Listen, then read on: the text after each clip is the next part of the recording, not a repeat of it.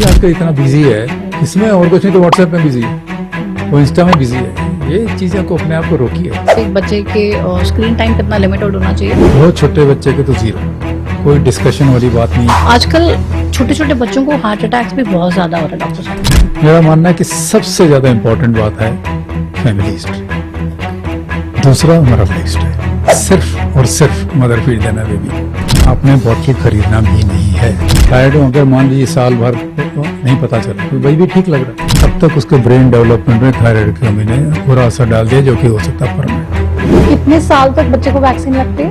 बिल्कुल जरूरी है कि हम पूरी वैक्सीन, हर वैक्सीन लगवाएं जो हमें बताई। क्या कोई ऐसा मंत्र है आपके पास जिससे इम्यूनिटी स्ट्रांग रहे बच्चे की, स्कूल जाए तो बीमार ना हो? इम्यूनिटी हमेशा सबकी नॉर्मल है, जो बच्चे सुनते हैं वो बोलते हैं। छोटे बच्चे के लिए विटामिन डी कितना इम्पोर्टेंट है? विटामिन डी की कमी से 6 महीने 12 महीने ऐसे बच्चों को कभी एक रिकेट्स नाम की बीमारी हुई है। स्ट्रेस छोटे बच्चों में भी है? शायद बहुत छोटे बच्चे का भी है, अगर माँ दूध नहीं पिला रही है तो स्ट्रेस है। बच्चे के साथ अगर आपने प्रॉमिस किया, प्रॉमिस तोड़ी मत, आपके ऊपर विश्वास हट जाएगा।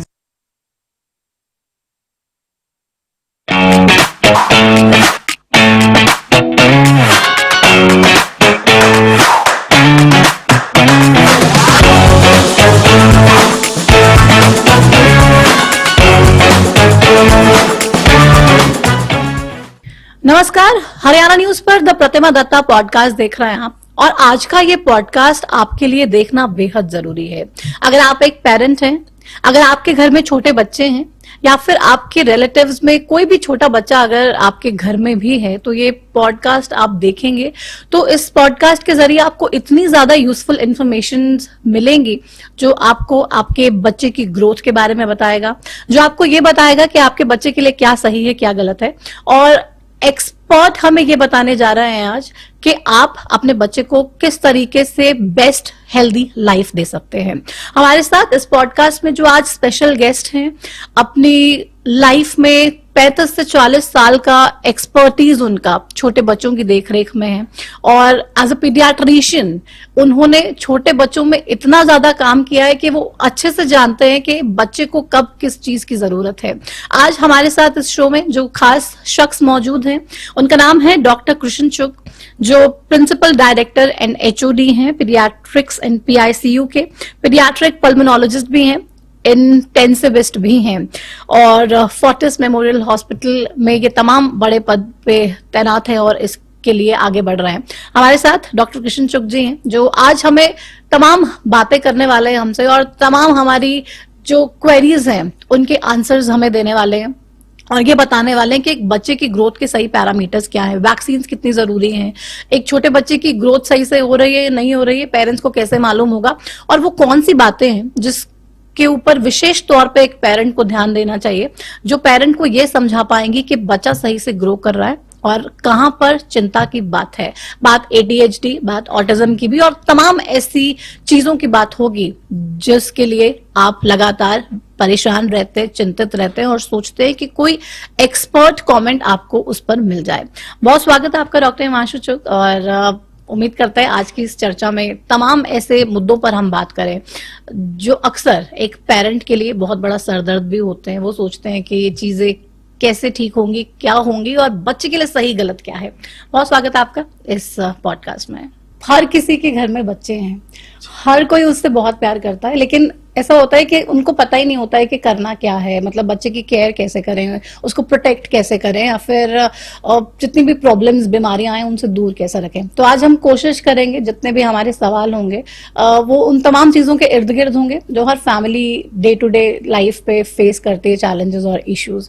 शुरुआत शुरू से करते हैं सर, बच्चे के पैदा होने से ही, क्योंकि जैसे ही बच्चा पैदा होता है तो बहुत सारी टेंशन माँ बाप को भी होती है, क्योंकि बहुत ही न्यू जर्नी होती है उनके लिए, और बच्चा भी बहुत सारी नए एनवायरनमेंट में आके बहुत सारे इन्फेक्शंस और बहुत सारी चीजों से ग्रस्त होने के बहुत ज्यादा चांसेस भी होते हैं। सबसे पहला जो बीमारी का खतरा रहता है वो शायद जॉन्डिस का रहता है, if I am right, I don't know, मतलब मेजरली वैसे होता है कि शायद बच्चा पैदा होता है सबसे पहले खतरा जॉन्डिस का होता है। तो उस केस में क्या कर सकते हैं, क्या होना चाहिए? तो पहली बात कर रहे हैं कि सबसे पहले ये होता है, ये मान के चल रहे हैं कि नॉर्मल डिलीवरी चाहे सिजेरियन से हुई, लेकिन ठीक ठाक प्रेगनेंसी चली थी, ठीक ठाक बच्चा पैदा हो गया। पहला दिन ठीक बीतता है, दूसरा बीतता है। ज्यादातर आजकल मदर्स पहले ही बड़ी मोटिवेटेड होती हैं, कोशिश करती हैं कि बच्चे को दूध पिलाया जाए, अपना ही दूध पिलाया जाए। और हर एक हॉस्पिटल में, हर जगह पे आजकल लैक्टेशन स्पेशलिस्ट होते हैं जो इस चीज में हेल्प भी कर देते हैं। नर्सेज वगैरह बहुत अच्छे से ट्रेंड रहती हैं, सो फीडिंग जनरली शुरू हो जाती है। हालांकि थोड़ा ओवर एंग्जाइटी का एलिमेंट किसी किसी मदर में, उसके कारण थोड़ी डिफिकल्टीज आती है, इसीलिए ये प्रोफेशनल्स हैं जो उनको हेल्प करते हैं। एक बार ये जर्नी स्टार्ट हो गई, दूध पीना शुरू हो गया, तो उसके बाद दूसरे तीसरे दिन बच्चों को ऐसा माना जाता है कि करीब 70% बच्चों को थोड़ा बहुत जॉन्डिस हो जाएगा। जॉन्डिस का मतलब उनके अंदर एक पीलापन एक्स्ट्रा आने लग जाता है। अगर यही पीलापन मान लीजिए बड़े बच्चे में हो या एडल्ट में हो, तो आंख का जो व्हाइट हिस्सा है, जैसे स्क्लेरा कहते हैं हम लोग, वो येलो दिखने लगता है। आप मेरे सामने बैठे हैं, मैं दूर से देख के बता सकता हूँ, मेरा दूर से देख के बता सके। लेकिन छोटे बच्चे क्या होता है, आंख ऐसे छोटी सी होती है, स्पेशली फर्स्ट सेकेंड डे, आंख के आसपास थोड़ी स्वेलिंग टाइप की होती है, खुलती है नहीं। और ऐसा करके खोलने की कोशिश करो तो वो जो पलक होती है और उल्टी हो जाती है, रादर देन एक्चुअली खुल जाए और दिखने लगे। तो इसलिए हम आंख में देखने की कोशिश भी नहीं करते। हमारी कोशिश होती है कि स्किन में देखा जाए। स्किन के देखने के लिए सबसे अच्छा होता है कि यहाँ पे नाक के ऊपर जोर से उंगली रखो, हटा लो। जब ऐसे करेंगे तो यहाँ पे जो ब्लड सप्लाई आ रही थी, जरा सी फ्रैक्शन ऑफ सेकेंड के लिए वो वहां से हट गई और स्किन का ओरिजिनल कलर नजर आ गया। उसी तरह यहाँ पे करके देख सकते हैं। जब बच्चा रोता है तो ऐसे यहाँ पे फिशर्स बन जाते हैं, उसके अंदर जो डेप्थ के अंदर जो कलर आ रहा है येलो, उससे पता चल जाता है कितना येलो है। उससे हमें अंदाजा हो जाता है कि इसको कुछ करने की जरूरत है या नहीं है। बच्चा अगर अभी हॉस्पिटल में ही है, सेकंड थर्ड डे पे, आजकल ज्यादातर लोग घर चले जाते हैं। बट ऐसा ही होता है कि मतलब डिस्चार्ज हो गए, बच्चे को लेके घर पहुंचे और अगले दिन then you have to come back again, और आप देख रहे हो कि बच्चा जॉन्डिस में है। वो इसलिए कि ये नेचुरल साइकिल है कि दूसरे दिन जॉन्डिस स्टार्ट हो जाएगा। नॉर्मल बच्चे की बात कर रहे हैं, कोई खराबी नहीं, कि ना माँ में ना बच्चे में, तब भी थर्ड फोर्थ फिफ्थ डे पे वो बढ़ता है। इसको हम फिजियोलॉजिकल कहते हैं। फिजियोलॉजिकल मतलब जो नेचुरल कोर्स है। फिर 5वें 6ठे 7वें दिन वो कमन लग जाता है, 7 to 10 डेज, 7 से 10वें दिन में वो खत्म। अब वो क्योंकि सबकी जल्दी से छुट्टी हो जाती है स्कूल से, सॉरी हॉस्पिटल से, थर्ड फोर्थ फिफ्थ डे पे वो घर होते हैं, कई बार असेस भी नहीं कर पाते। इसीलिए हम सबको कहते हैं जिसका जरा भी डाउट होता है कि भाई आप कल ही ये परसों ही बच्चे को भेज देना, अगर मदर नहीं आती, ग्रैंड मदर या किसी के साथ भी आ सकते हैं वो, तो उस तरह से फिर हम असेस कर लेते हैं। तो और एक और तरीका है कि जाने से पहले ना आजकल एक मीटर सा होता है, वो बच्चे की स्किन पे टच करते हैं हम। ओके, 3 बार टच करना होता है, उसकी एवरेज रीडिंग दे देता है। अच्छा, तो मान लीजिए आज उसमें से रीडिंग दी 7 की, मान लीजिए मेरा जो बच्चे को घर भेजा 48 घंटे का है, तो हमारे पास आजकल ग्राफ्स बने होते हैं कि आज 7 है तो कल कितना हो सकता है, परसों कितना हो सकता है, और किसी टाइम पे वो आगे चल के डेंजर लेवल में तो नहीं पहुंचेगा। तो अकॉर्डिंगली हम बता देते हैं भाई आपने कल दिखाने आना, परसों दिखाने आना, या आपको आने की जरूरत ही नहीं है। तो ऐसा भी होता है कि किसी बच्चे को जॉन्डिस बिल्कुल भी नहीं हो? हाँ जी, कई बच्चों को बिल्कुल नहीं होता, ऐसे मान लीजिए 20-30% को बिल्कुल नहीं होता, और अनदर 20-30% ऐसे हैं जिनको होता है। हमें शुरू से कॉन्फिडेंस है कि कुछ नहीं होगा, हम उनको जल्दी बुलाते ही। तो ऐसा होता है कि जिस बच्चे को बिल्कुल ही जॉन्डिस नहीं हो रहा है, वो बिल्कुल हेल्दी है, मतलब उसे कोई प्रॉब्लम नहीं है और आगे जाके भी लाइफ में ज्यादा हेल्दी रहेगा, ऐसा कुछ रहता है? जो ये वाला जॉन्डिस एक डिफरेंट टाइप की चीज है, बीमारी नहीं है एक्चुअली। देखिए, मान लीजिए बच्चा भी जब पैदा हुआ तो वो उठना बैठना चलना नहीं जानता, तो उसके ब्रेन के कुछ हिस्से अभी मैच्योर नहीं है उस लेवल पे। उसी तरह हमारे लिवर के 20 फंक्शन है, उसमें से एक फंक्शन होता है ये पीली चीज को कन्वर्ट करके ऐसी बना देना कि हमारे यूरिन में वो हमें पता लगे बिना खत्म हो जाए या पॉटी में निकल जाए। वो वाला फंक्शन जो होता है मैच्योर नहीं होता छोटे बच्चे का पहले 2-4-5 दिन के लिए, इस कारण जॉन्डिस होता है। 5वें दिन 7वें दिन वो मैच्योर हो जाता है, बात खत्म, एंड लाइफ इज बिल्कुल ऐसी जिंदगी जैसे किसी एवरेज बच्चे। हम इसको डिटेक्ट करने के लिए क्या कुछ और भी तरीका अपना सकते हैं? मतलब बच्चा कितना एक्टिव है ये भी देखना इम्पोर्टेंट है। एक्टिविटी कोई असर नहीं पड़ता, अनलेस वो 20-30 पे पहुंच जाओ, फिर तो बहुत ही मुश्किल है। ओके, अदरवाइज बिल्कुल पता नहीं चलता है। एक्टिविटी, दूध पीना, रोना, अगर दूध पी ही नहीं रहा है बच्चा तो वो अलग बात है, कोई यानी वो कोई बीमारी है, या कई बार जैसे मैंने बताया एंग्जाइटी के कारण या कुछ के कारण मदर ठीक से दे नहीं पा रही है, या बच्चे के सपोज यहाँ पे कुछ ठीक से बना नहीं है, वो सक नहीं कर पा रहा है, ऐसी बातों की। जॉन्डिस से कोई लेना देना नहीं। जो न्यूनेटल जॉन्डिस जिसे हम कहते हैं, उसका कोई लेना देना नहीं है बच्चे के वेल और अनवेल होने, they will all be well. Okay, कुछ चीजें हैं जो लोगों के जहन में है, उनको लगता है कि अगर माँ ने कुछ पीली चीज खा ली, जैसे डिस्चार्ज होके घर पे गई, तो उसकी सब्जी में, उसकी दाल में, उसकी खिचड़ी में कोई हल्दी नहीं डालता है, पीला कुछ देता ही नहीं है क्योंकि बच्चे को जॉन्डिस ना हो जाए, या फिर पीले कपड़े भी कहते हैं, पीले चादर या कुछ भी पीला बच्चे के आसपास है जिस कमरे में बच्चा है नहीं होना चाहिए। ये सही है कि गलत? बिल्कुल गलत। आपको बराबर। समझाया कि ये तो अंदर से है कि लिवर ने मैच्योर होना है, वो वाला फंक्शन, पूरे लिवर नहीं, एक फंक्शन बस भगवान जी ने कोई ऐसे बनाया जो जरा देर में मैच्योर होता है। कुछ लेना देना नहीं, बाहर से कुछ नहीं होता। एक जब मान लीजिए पीले कपड़े नहीं है तो उससे जरा से होता है कि पीले कपड़े पहने तो ये सपोज स्किन का कलर भी डिफरेंशिएट करना थोड़ा मुश्किल हो जाएगा।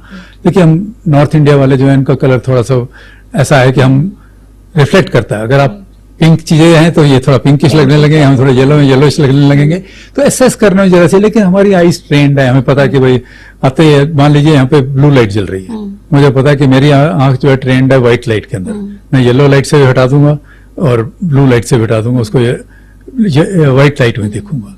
अगर मान लीजिए सारे कमरे में ऐसे है कि वो वाला कलर है जो मेरे को नहीं चाहिए, मैं विंडो के पास ले जाऊंगा, नेचुरल लाइट में देखूंगा वो बेबी को। तो उससे हमें ट्रेनिंग ऐसी हमारी आइज की, हमारे ब्रेन की, कि हम जल्दी से अंदाजा लगा लेते हैं कि इस बच्चे को कुछ होएगा या नहीं होएगा। बस वैसे पीले कलर से कुछ ऐसा नहीं कोई है। लेना देना बिल्कुल नहीं। अब जब बच्चे को जॉन्डिस होता है, वो हॉस्पिटल में जाते हैं, एनआईसीयू में बच्चे को एडमिट करते हैं, तो ब्लू लाइट का ट्रीटमेंट जी, देते हैं। और अगर डिस्चार्ज के बाद नॉर्मली पेरेंट्स अपने रूम में एक ब्लू कलर की लाइट लगा के रखें, सो वो कुछ हेल्प करती है कि बच्चे को कुछ बेटर रहे? एक तो ना ब्लू लाइट कहने की बात है कि blue light it is not a simple blue light, उसके अंदर एक खास फ्रीक्वेंसी की लाइट चाहिए होती है, खास वेवलेंथ की लाइट चाहिए होती है। उस वेवलेंथ की लाइट से ही ये पीलापन कम होता है, एक बात। दूसरा बहुत जबरदस्त इंटेंसिटी चाहिए होती है। ये इंटेंसिटी जो है कुछ नहीं है। कुछ पिछले जमाने की बात करो, मेरे आपने शुरू में कहा था कि मेरा एक्सपीरियंस है, तो मान लीजिए 30 साल पहले 40 साल पहले ऐसी लाइट्स नहीं बनी थी, तो हम ये जो प्लेन ट्यूबलाइट्स होती हैं उसका एक ऐसे मान लीजिए डोम सा बना देते थे। उस डोम में 6, 8, 10 ट्यूबलाइट लगा दी जाती थी, उसके नीचे बेबी को रख देते थे। अगर बड़ा सा बनाते थे नीचे 2 कॉट भी आती थी बेबी की, 3 भी आ सकती थी, तो उससे भी गुजारे लाइक कम होता था। आजकल की लाइट जो होती है छोटी सी होती है, बच्चे को हीट भी नहीं करती, वो वाली थोड़ा गर्म भी कर देती है। अच्छा। और बिल्कुल फार मोर पहले के हिसाब से बहुत ज्यादा इफेक्टिव है आजकल की फोटोथेरेपी।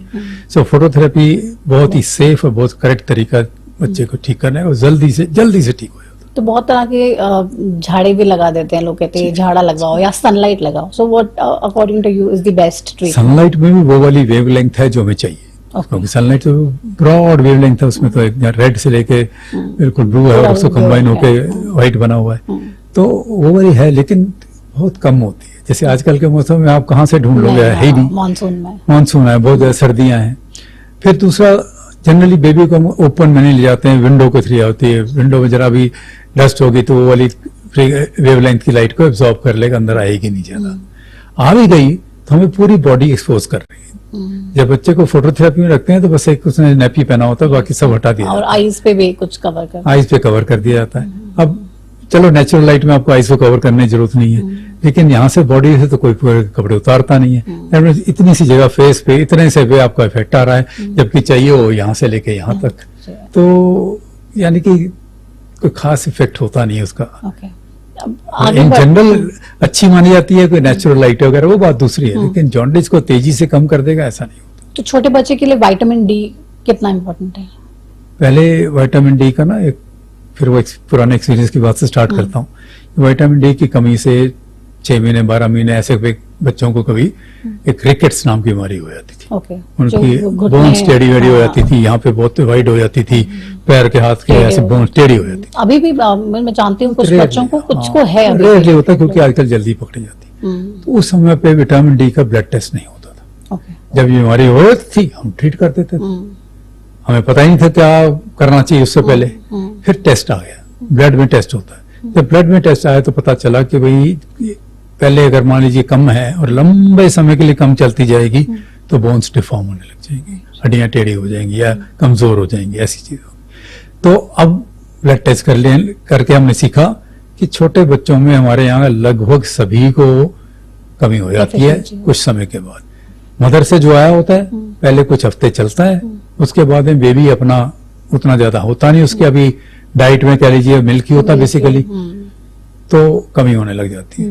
तो इसलिए आजकल ये माना जाता है कि हर बच्चे को पूरे साल भर एक मिनिमम अमाउंट है, करीब 400 यूनिट कहते हैं हम पर डे आपने देना है। तो आजकल ये रूटीन है, सबका देना है। तो सारे डॉक्टर्स प्रिस्क्राइब करते भी हैं सभी ultimately, करते तो मतलब इट इज इम्पोर्टेंट कि देना ही चाहिए जी, सब बच्चों बिल्कुल को। इम्पोर्टेंट। तो आयरन के लिए भी क्या बच्चों को पैदा होते ही कुछ सप्लीमेंट देना चाहिए? वही बात है, पैदा होते ही मदर से बहुत आया होता है।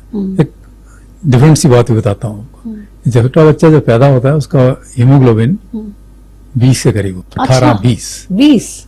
हमारा आपका अगर मेरा मान लीजिए ऐसा माना जाता है एडल्ट का मेल का 14, 15, 12, 16 और लेडी का 13-14, हाँ। उनका 20 होता है, इतना लेकिन ज्यादा? विद इन डेज वो कम होके 10 पे पहुंच जाता है। अच्छा। मान लीजिए कि 4 हफ्ते में ही, पहले महीने 1.5 महीने में वो 10 पे पहुंच जाए, किसी का 9 भी हो जाएगा। तो कैसे, मतलब ये कोई ये ब्लीडिंग बस तो नहीं होती है? मतलब ब्लीडिंग नहीं होती है। हाँ। क्या होता है कि जब बेबी मदर के अंदर है तो मदर वाला ऑक्सीजन उसको आना है, राइट। मदर का और दोनों ब्लड अंदर मिक्स नहीं हो रहे हैं, अलग अलग पड़े हुए।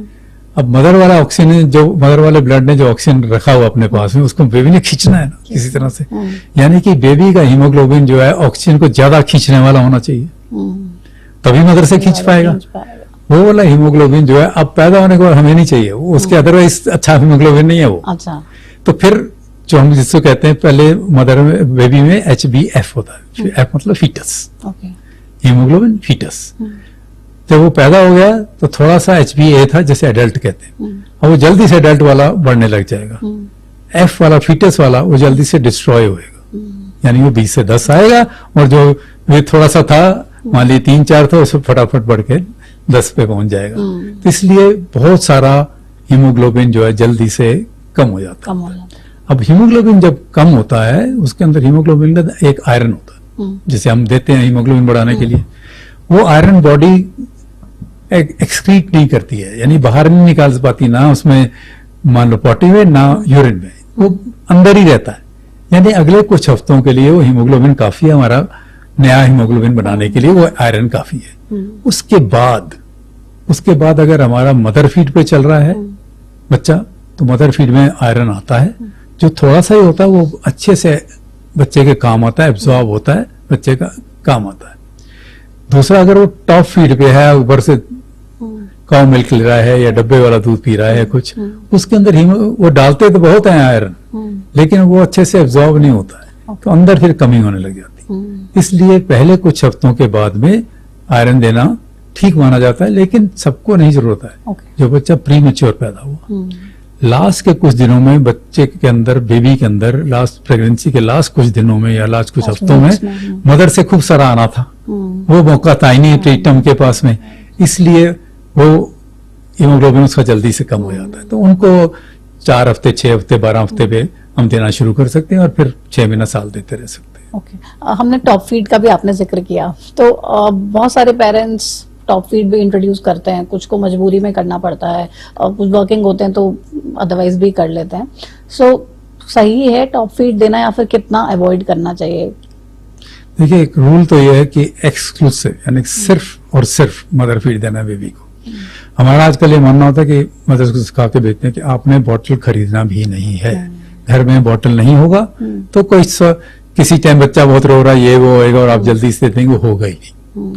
पर अगर मान लीजिए क्योंकि ऐसा सर्कमस्टेंस पैदा हो जाता है, सपोज मदर ही ठीक नहीं है कि वो फीड कर ही नहीं पाती, जबकि हम बताते हैं कि कोई ऐसी बीमारी नहीं है जिसके अंदर मदर को फीड बंद करना है, शायद एक आध ऐसी और रेयर बीमारियां छोड़ दीजिए। अच्छा, किसी भी कोई दवाई ऐसी नहीं जिसमें मदर फीड बंद करना है, तो फिर इसका मतलब सभी को देना ही है। तो इसलिए हम कहते हैं कि आपने एक्सक्लूसिव ब्रेस्ट फीडिंग करनी। अब मान लीजिए कभी तकलीफ है या बाहर जाना ही पड़ जाता है, फैमिली में कुछ ऐसा हो गया, बाहर जाना पड़ गया, तो मदर अपना फीड निकाल के एक बाउल के अंदर रख के चली जाए। उस बाउल को फ्रिज में, ऑर्डिनरी फ्रिज में ऑर्डिनरी तरीके से ढक के हाइजीनिक तरीके से रख लीजिए। 24 घंटे तक उसको कुछ नहीं होने वाला। जब चाहिए निकालिए उसको, जितना चाहिए उसमें से अलग बाउल में डाल लीजिए, बाकी वापस रख लीजिए, और उसको जरा सा रूम टेम्परेचर पे आने दीजिए। उसके बाद चम्मच कटोरी से उसी बाउल में से पिला दीजिए। जब चम्मच कटोरी से दे रहे हैं, कोई ज्यादा प्रिकॉशन की जरूरत नहीं है। बॉटल में हाइजीन, बॉयल, ये वो कुछ नहीं, कुछ नहीं। सिर्फ जो देने वाला उस समय अपना हाथ धो ले साबुन से और पहुंच रहे ठीक से, बस कुछ नहीं चाहिए। इतना सेफ होता है। तो जिस कटोरी चम्मच में हम बच्चे को दूध पिला रहे हैं, उसको नॉर्मल लिक्विड तरीके से वॉश कर सकते हैं। मैं तो सबको कहता हूँ, आजकल की जो कटोरी है, घर में एवरेज पे स्टील कटोरी होती है, अगर चाइना वगैरह की नहीं है। आप ऐसे देखिए, आपका चेहरा दिखता है उसके अंदर से, सब बहुत साफ होती हैं। तो इसलिए उसकी हाइजीन में बिल्कुल शक नहीं होता कि वैसा, बस ये तो देने वाले के हाथ में ही कुछ ना लगा, उसके लिए मैं कहता हूँ कि ऑर्डिनरी साबुन से ऑर्डिनरी तरीके से धो लीजिए, बस इतना बहुत काफी। सारे पेरेंट्स काउ मिल्क भी इंट्रोड्यूस कर देते हैं जी और कहते हैं कि कोई बात नहीं, काउ मिल्क बच्चा इजीली और जल्दी डाइजेस्ट कर लेगा, थोड़ा सा पानी भी ऐड कर दें ताकि और इजीली डाइजेस्ट कर ले। सही है ये? आपको दूध वाला पानी मिला के दे, क्या सही है? आप तो अपने बच्चे के साथ ही धोखा कर रहे हो। बिल्कुल नहीं। अगर देना ही पड़ रहा है किसी रीजन से तो फुल दीजिएगा उसको, ओके। कभी भी डाइल्यूट मत कीजिए। इवन सपोज जैसे हमारे हरियाणा के बहुत से लोगों के घर में भैंस होती है, भैंस का दूध देना, इवन उसको भी हम कहते हैं कि मत दीजिएगा, पानी मत डालिए। क्या होगा, पानी डाल दिया, उसका भैंस के दूध में थोड़ा फैट ज्यादा होता है compare to other milks. Fat तो कम हो गया लेकिन प्रोटीन भी तो कम हो गया। हमें तो प्रोटीन सबसे ज्यादा जरूरी चाहिए था, इसलिए कभी भी मिल्क में पानी बिल्कुल नहीं मिलाना है। और जहां तक ये माना जाए तो कि किसी भी तरह से काउ मिल्क जो है ब्रेस्ट मिल्क से बेटर होता है, ये बिल्कुल गलत भावना है। नहीं, बिल्कुल सही ये बात नहीं है। तो बच्चों के हार्मोन से भी कुछ चेंजेस बॉडी में करता है क्या? अगर हम काउ मिल्क बच्चे को दे रहे हैं तो उसके हार्मोन्स में कुछ चेंज कर रहा है? हार्मोन्स में तो नहीं, हम ऐसा मानते हैं कि जो ब्रेस्ट मिल्क है उसके अंदर एक तरह की इम्यूनिटी होती है, राइट। इम्यून सेल्स होते हैं, इम्यूनोग्लोबुलिन्स होते हैं, वो ऐसे वाले होते हैं कि एक्चुअली बॉडी के काम होते हैं। आप आर्टिफिशियल मिल्क में वो डाल दीजिए, वो न जाके एसिड खराब कर देगी इसको, और वो काम नहीं आएगा बेबी के। आज तक मेडिकल साइंस ऐसी चीज नहीं पैदा कर पाई है, तो इसलिए ब्रेस्ट मिल्क चाहिए। अब ब्रेस्ट मिल्क की जब बात हो रही है, एक एडिशनल बात बताता हूँ कि ब्रेस्ट फीडिंग चाहिए हमें, ब्रेस्ट मिल्क ही नहीं चाहिए, यानी चम्मच से जैसे मैंने देने को कहा, वो एक्सट्रीम सर्कमस्टेंस में मदर को बेबी को डायरेक्ट फीड करना है। ऐसा माना जाता है ये बॉन्डिंग जो है ये लाइफ लॉन्ग बॉन्डिंग होती है, इससे बहुत फायदे होते हैं बच्चे का आगे जाके ह्यूमन टू ह्यूमन बॉन्डिंग के लिए, फैमिली बॉन्डिंग के लिए। और एक कहते हैं जो ऐसा बच्चा अपना एक टोटली ऐसा रूप बना के रखता है मेंटली कि बहुत ज्यादा इधर को बिगड़ा हुआ है उधर को बिगड़ा हुआ नहीं होता है, बहुत ज्यादा क्वाइट नहीं होता है, मतलब कि बैलेंस सी पर्सनैलिटी बनती है ऐसे बच्चों की। इसलिए ब्रेस्ट फीडिंग कहते हैं, और सिर्फ ब्रेस्ट मिल्क नहीं कहते हैं हम, कि एक्सक्लूसिव ब्रेस्ट फीडिंग। बहुत सी फीमेल्स ये भी कंप्लेन करती हैं डॉक्टर साहब कि हमारी फीड आ ही नहीं रही है, हम ट्राई करते हैं, वो पीता नहीं है, वो रोता रहता है, और 10 मिनट भी अगर बेबी फीड ले रहा है तो उसके बाद भी रो रहा है, तो फिर टॉप फीड दे देते हैं, कुछ ऐसे ऑल्टरनेटिव्स की तरफ आगे बढ़ते हैं। देखिए कभी कभी एक बात कभी कभी सच में भी होता है, और बहुत सी बार हमारा परसेप्शन हमें ऐसा लग रहा होता है और एक्चुअली नहीं होता। सो जब हमसे कोई फोन करके मदर पूछती है, जब आते हैं वो कहते हैं हमें लगता है कि हमारा बच्चा फीड नहीं ले रहा, क्योंकि हमें लगता है वो बाद में रो रहा है या कुछ है। बेबीज को बहुत बार 5 मिनट के अंदर जनरली ब्रेस्ट खाली हो जाती है एवरेज पे, या उससे भी पहले। बच्चा उसके बाद 15 मिनट आधा घंटा ब्रेस्ट के साथ चिपका रहता है, क्योंकि उसकी नीड है, वो न्यूट्रिशनल नीड नहीं है, उसके माइंड की नीड है, उसके साइकोलॉजी की नीड है, उसके डेवलपमेंट की नीड है। तो उसको भी समझना है कि वो नहीं हटना चाह रहा, तो इसका ये मतलब नहीं कि वो चलिए आपने हटा दिया, वो रोने लगा, आपने फिर से लगाया, फिर चुप हो गया, लगा देखा वो तो चाह रहा था वहां पे रहना। तो उसके लिए तरीका यह है कि आपने बच्चे का वेट गेन चेक करना। मान लीजिए हम कहते हैं एटलीस्ट 20 ग्राम पर डे बढ़ जाना चाहिए पर डे। एवरेज पे बच्चे का 30 ग्राम भी बढ़ता है, ज्यादा भी बढ़ता है, पर 20 से कम बढ़ रहा है तो थोड़ा सा शक होने लगता है। ओके। तो फिर आप उतना बढ़ रहा है, चलो वो तो उसके लिए तो कहीं पे या तो वेइंग मशीन थोड़ी घर में रख के बैठे रहेंगे, ऐसी टेंशन करके बैठे रहेंगे, हर 15 मिनट बाद वेट देख रहे होंगे। वैसा नहीं करना चाहते हम, चाहते हैं मान लीजिए हफ्ते बाद आप डॉक्टर को चले गए, तो डॉक्टर 5 दिन बाद चले होती है गए, हफ्ते 10 दिन में, तो वो भी हफ्ते बाद होगा। टेंशन 7 दिन लेके बैठे रहेंगे आजकल के पेरेंट्स तो उनको ये कहता है ये बताओ अगर बेबी बार बार सुसु कर रहा है तो कहाँ से आ रहा है? अंदर तो एक ही चीज आ रही है आपकी, मिल्क। मिल्क के अंदर 10% के करीब सॉलिड, 90% पानी है। तो वो पानी तो मिल रहा है उसको, मिल्क भी मिल रहा है, वो पानी जो बाहर आ रहा है वो मिल्क का है, और तो कोई हो ही नहीं सकता। इसलिए अगर वो काफी ये कर रहा है, यूरिन पास कर रहा है, तो वेरी गुड इंडिकेटर कि इससे अच्छा इंडिकेटर नहीं है आपके पास कि बेबी को काफी मिल्क मिल तो रहा है। कुछ ऐसा रहता है कि आइडियली एक बेबी कितना यूरिन एक दिन में पास कर सकता है? ऐसे मान लीजिए कि 6 घंटे में जनरली एक बार कर ही देते हैं। ओके। लेकिन आजकल के ये भी है ना, सबने नैपीज बनाए होते हैं, सबने डायपर्स हैं। तो डायपर्स सेफ हैं क्या, मतलब? और अगर डायपर यूज कर रहे हैं तो जी। कितनी देर में आपको डायपर तुरंत चेंज करना चाहिए? छोटे बच्चे के लिए रैशेज और तमाम तरीके की दूसरी प्रॉब्लम्स के भी जी। चांसेस रहते हैं। जो छोटा बेबी स्पेशली अगर प्री टर्म बेबी है उनकी स्किन बहुत ही पतली, बहुत ही क्योंकि form ही नाजुक नहीं होती होती है। है अच्छे हाँ, से। उसकी थिकनेस अभी आई ही नहीं, उसके अंदर आउटर लेयर पैदा ही नहीं हुए जो कि प्रोटेक्टिव वाले लेयर्स थे, इसलिए उनको जल्दी से रैशेज होना और बिल्कुल स्किन फट जाना वगैरह पास होता है, खासकर नीचे वाले एरिया में। तो इसलिए बहुत ध्यान रखना पड़ता है कि भाई उसको हमेशा गीला ना रखें। गीला रखना, और अगर मान लीजिए सुसु पोटी के साथ में टच होते रहना तो वो सबसे ज्यादा हार्मफुल है। तो गीला करने के लिए क्या करें? इसको सुखाए रखने के लिए जितना जल्दी हो सके उसको चेंज करें। आजकल की जो अच्छे आ रहे हैं डायपर्स, उनकी एब्जॉर्प्शन पावर इतनी अच्छी है कि बाहर से कई बार पता ही नहीं लगता, हाथ में छू के देखो पता ही नहीं चलता। लेकिन जनरली एवरेज मदर को पता लग जाता है। ये नीचे से ऐसे उठा के करते हैं जरा सा, पता लगता है तो बड़ा हल्का होना चाहिए था, अब तो ये भारी हो गया। चाहे वेट नहीं हुआ, चाहे गीला नहीं हुआ भी, लेकिन बाहर से पता लग जाता है अगर इसके अंदर कुछ आ चुका है। तो जो ही ऐसे पता लगे उसको चेंज कर दें। सो एवरी 2 आवर अगर डायपर चेंज करें तो बेस्ट है, मतलब 2 ज्यादा आवर शायद ज्यादा ही जल्दी है। अच्छा जल्दी है। कई बार बच्चे खुद ही सो रहे होते हैं 3 घंटा 4 घंटा, सोने दीजिए। ओके। सो बेस्ट तो एसेस करते रहना, लेकिन ये मान लीजिए कि और थोड़ी देर में बच्चे के पैटर्न पता लग जाता है मदर को, केयर गिवर्स को, ग्रैंड मदर को, सबको पता चल जाता है कि ये 4 घंटे कोई जरूरत नहीं है, 3 घंटे जरूरत नहीं है। वो इंडिकेटर्स भी होते ही हैं। इंडिकेटर भी होते हैं आजकल। तो जो ही बच्चा बड़ा होता चला जाता है, गैप बढ़ता चला जाता है, बार बार यूरिन इतना फ्रीक्वेंटली नहीं करता है, तो अकॉर्डिंगली आप अपने आप को बदलते रह सकते हैं। ठीक है, ये तो यूरिन बच्चा कितना भी पास कर सकता है या फिर वो हमें पेरेंट्स को चेक करना पड़ेगा। यूजुअली पेरेंट्स की एक और टेंशन होती है, और आजकल तो पेरेंट्स हर बात में टेंशन ले लेते हैं। तो बच्चे ने पॉटी की, छोटे बच्चे ने अगर 4 बार कर ली तो भी टेंशन में आ जाएंगे, अगर दिन में 1 बार भी नहीं की तब भी टेंशन में आ जाएंगे। तो बच्चे का पॉटी पैटर्न क्या होना चाहिए और कब पेरेंट्स को लगना चाहिए कि नहीं कुछ प्रॉब्लम है?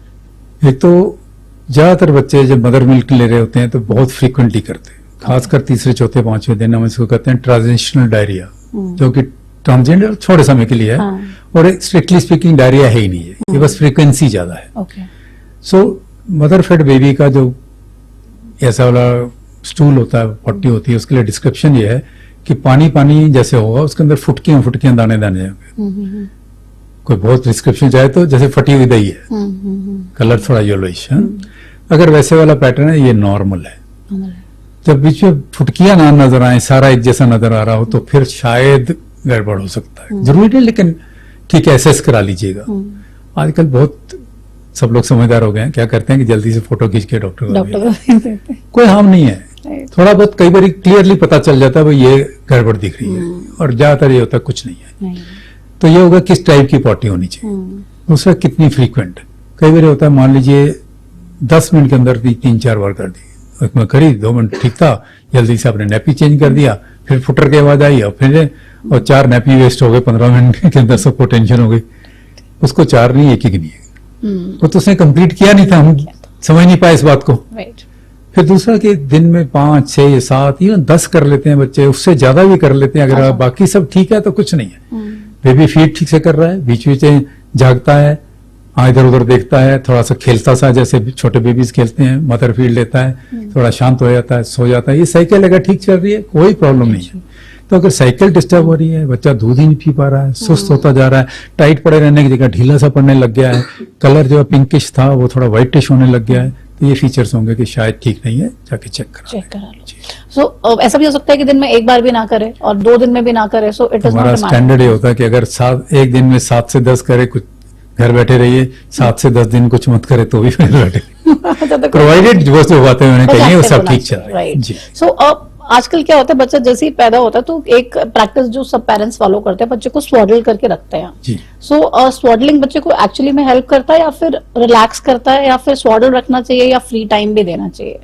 देखो स्वॉडलिंग जो है पुराने जमाने से चली आ रही है, आजकल जरा सोस्टिकेट वे में की जाती है, रंग बिरंगे कपड़ों में और ये और वो। लेकिन अगर आप पूछिए आज भी घर में अगर स्वॉडल करने का बेस्ट लपेटने का तरीका आएगा ना, तो दादी जी को आएगा, नानी जी को आएगा, मदर को नहीं पता कि कैसे करना है ना।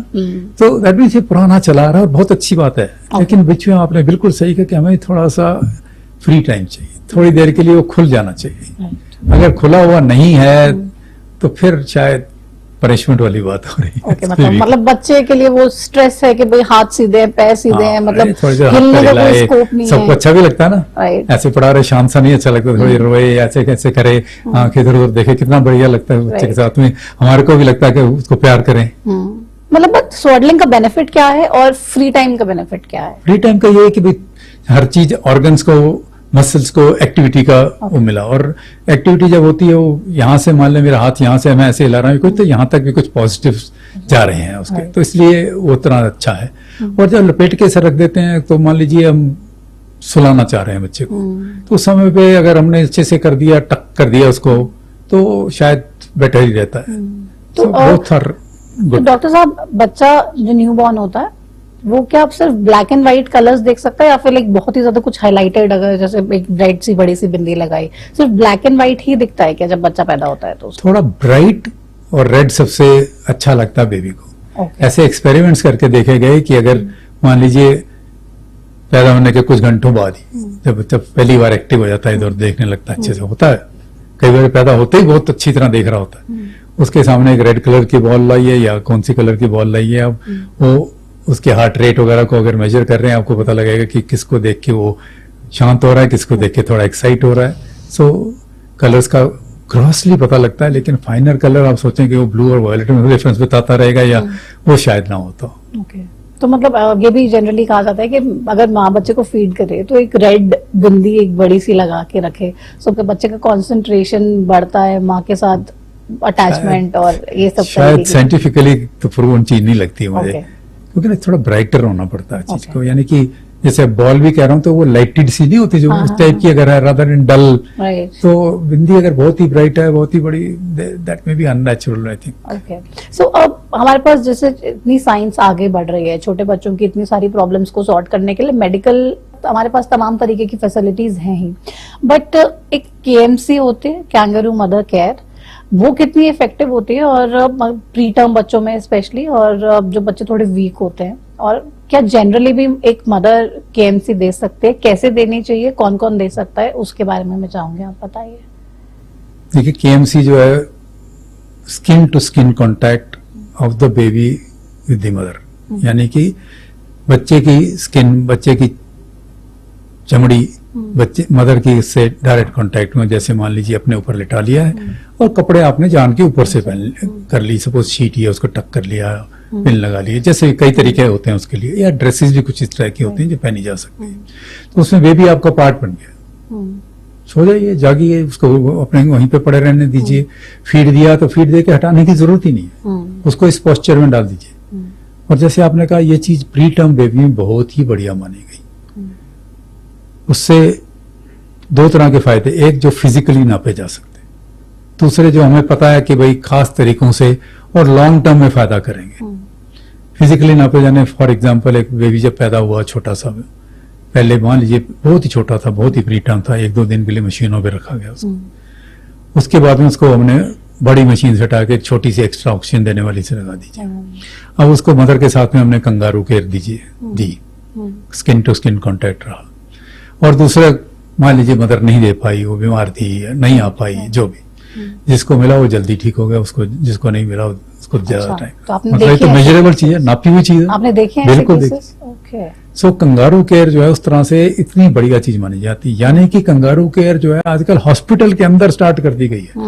ये नहीं आप घर जाके करना, यहाँ नहीं हो सकती है, वो जल्दी से घर जाओ ना। ऐसे बच्चों के लिए वार्ड के वार्ड बना दिए गए हैं, जिसके अंदर अब जैसे मान लीजिए गवर्नमेंट हॉस्पिटल है जहाँ प्राइवेसी देना मुश्किल है, एक के बाद एक बेड पड़े, वहां भी प्राइवेसी देने के लिए तरीके बनाए गए हैं कि चलो और कुछ नहीं, एक अच्छा सा पर्दा लगा दिया जाए बीच में, ये वाली जगह ग्रैंड मदर हमेशा रहेगी हेल्प करने के लिए, साथ में नर्स आती जाती रहेगी। तो ऐसे करके बनाए गए और ये देखा गया कि रेस्पिरेटरी सपोर्ट की जो मशीनों की यूज थी वो जल्दी निकल आए, बच्चे ऑक्सीजन की जरूरत कम रही। ये माँ के टच में, हाँ वैसे मान लीजिए कि बिल्कुल इस पे कोई शक नहीं है कि उसके अंदर स्पेशल शक्ति है। ये तो एक बात हो गई। आगे साथ देखा कि बच्चा जल्दी शांत हो जाता है, अच्छा, शटर नहीं करता है, नेचुरल सी वो साइकिल जल्दी स्टार्ट हो जाती है। प्रीटर्म बेबी कई बार मुश्किल होती है, कैसे सोता है कैसे जागता है, वो जल्दी से अपनी साइकिल में आ जाता है। और ये आगे तक चलती है कि उसका बिहेवियर अच्छा रहता है। ओके, तो कब तक देनी पड़ती है केएमसी, और क्या फादर भी केएमसी दे सकता है अपने बच्चे को? फादर भी दे सकता है, उससे भी फायदा होगा, बराबर का फायदा मान लीजिए, चाहे वो मान लीजिए हेयरिंग चेस्ट वगैरह कुछ फर्क नहीं पड़ता, दिया जा सकता है। और कब तक दें, जैसे कोई ऐसा कट ऑफ पीरियड नहीं बनाया गया है, लेकिन फर्स्ट फ्यू डेज में देना तो बहुत ही अच्छी बात है। ओके, तो ये जो बच्चे बिल्कुल हेल्दी हैं उनको भी पेरेंट्स दे सकते हैं केएमसी? हाँ जी, हाँ जी, बिल्कुल उनको भी दे सकते हैं जो बिल्कुल हेल्दी हैं, और उनको भी फायदा करेगी, ऐसा प्रूवन चीजें हैं। तो अब जैसे एक बच्चे का बर्थ हुआ तो उसके बाद वैक्सीनेशंस, क्योंकि पैदा होते ही वैक्सीनेशन शुरू हो जाते हैं और आगे तक चलते हैं, कितना जरूरी है कि जो बाय बर्थ मतलब like at the time of birth जो वैक्सीनेशन लगनी है वो कब तक बच्चे को लग जानी चाहिए? वैसे हम कहते हैं पहले 24 घंटे, देखिए जल्दी से जल्दी वाली बात कही जाती है, लेकिन कुछ प्रैक्टिकल भी होना पड़ता है। कि मान लीजिए बच्चा पैदा हुआ, 4 बच्चे पैदा होते जा रहे हैं, नर्स 2 हैं वहां पे, बेचारी को क्या ये करे कि वो करे, दैट मीन्स पहले 24 घंटे में अगर लगा दीजिए तो आप उसको बिल्कुल सही मान लीजिएगा। रात का टाइम है, कम सब स्टाफ है, कल सुबह को लगा देगा वो, इतना बड़ा, बट जितना जल्दी करें उतना अच्छा है। ओके, तो न्यूबॉर्न स्क्रीनिंग भी डॉक्टर साहब आजकल ना बहुत सारी चल रही है, तो ये कितनी इंपॉर्टेंट है कि एक बच्चा पैदा हुआ है, मतलब बिल्कुल फिट है, अपने फुल टर्म पे जाके पैदा हुआ है, माँ भी बिल्कुल हेल्दी है, लेकिन न्यूबॉर्न स्क्रीनिंग में आईज, ईयर और ये तमाम तरीके के टेस्ट बहुत सारे होते हैं शायद, if I am not wrong. तो ये स्क्रीनिंग कितनी इंपॉर्टेंट है और ये कब करानी चाहिए? स्क्रीनिंग के जब बॉडी यूज किया जाता है 2 कंपोनेंट्स हैं, एक हम कहते हैं जो कि क्लिनिकली यानी कि हमारा डॉक्टर नर्स मिलकर कर लेंगे, दूसरा जिसके लिए ब्लड टेस्ट चाहिए। तो डॉक्टर नर्स जो कर सकते हैं, जैसे आपने कहा हेयरिंग चेक हो सकती है, उसके लिए स्पेशल चेक डिवाइस आती है, कान के पास लगा दी जाती है और उससे पता लग जाता है कि बच्चे की क्रॉसली स्पीकिंग मोटे तौर से वो ठीक है कि नहीं है। अगर किसी के हम कहते हैं वो पास है या फेल है वहां की हेयरिंग, अगर मान लीजिए फेल आती है इसका मतलब थोड़े समय बाद रिपीट करके देखें। ये नहीं कि उसको सुनता नहीं है टेंशन पाल लो, पर यह है कि थोड़े समय बाद रिपीट करें, कुछ दिनों के बाद रिपीट कर लेंगे उसको। और उसी तरह से हम जैसे करते हैं कि हम मान लीजिए चारों हाथों पैरों में बच्चे के ब्लड प्रेशर चेक करते हैं, ऑक्सीजन चेक करते हैं। वो जब चेक होती है तो उससे पता चल जाता है कि हार्ट की सर्कुलेशन ठीक चल रही है कि नहीं चल रही है, तो उसको हम 24 घंटे के बाद कर लेते हैं। उसी तरह जॉन्डिस के लिए हम देख लेते हैं। तो इन सब चीजों का एक नियोनेटल स्क्रीनिंग वर्ड यूज किया जाता है। फिर कुछ बीमारियां ऐसी होती हैं जो कि कुछ समय के बाद सामने आती है, मान लीजिए थायराइड की कमी। थायराइड जो कि सब समझते हैं, इसलिए उसका एग्जाम्पल ले रहा हूं। जरूरी नहीं कि मदर को थायराइड है तो बच्चे को भी होगा, लेकिन शायद चांस जरा सा % बढ़ जाता है। छोटे से बच्चे में भी थायराइड भी हो सकता है। तो उसके लिए अब होता है कि थायराइड की अगर मान लीजिए कमी है बेबी में, उसको कोई तकलीफ होने में और पकड़ने में हो सकता है 6 साल के बाद पता चले, तब तक वो थायराइड अपना डैमेज काफी कर चुका है बॉडी।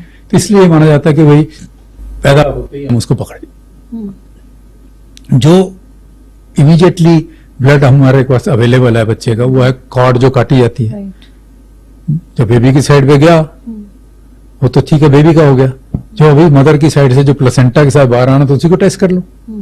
लेकिन उस टेस्ट में ये एक्यूरेसी नहीं आती है, इसलिए हमें 48 घंटे के बाद में, 72 घंटे के बाद में टेस्ट करना पड़ता है। जनरली कहते हैं 3 दिन के बाद कीजिए।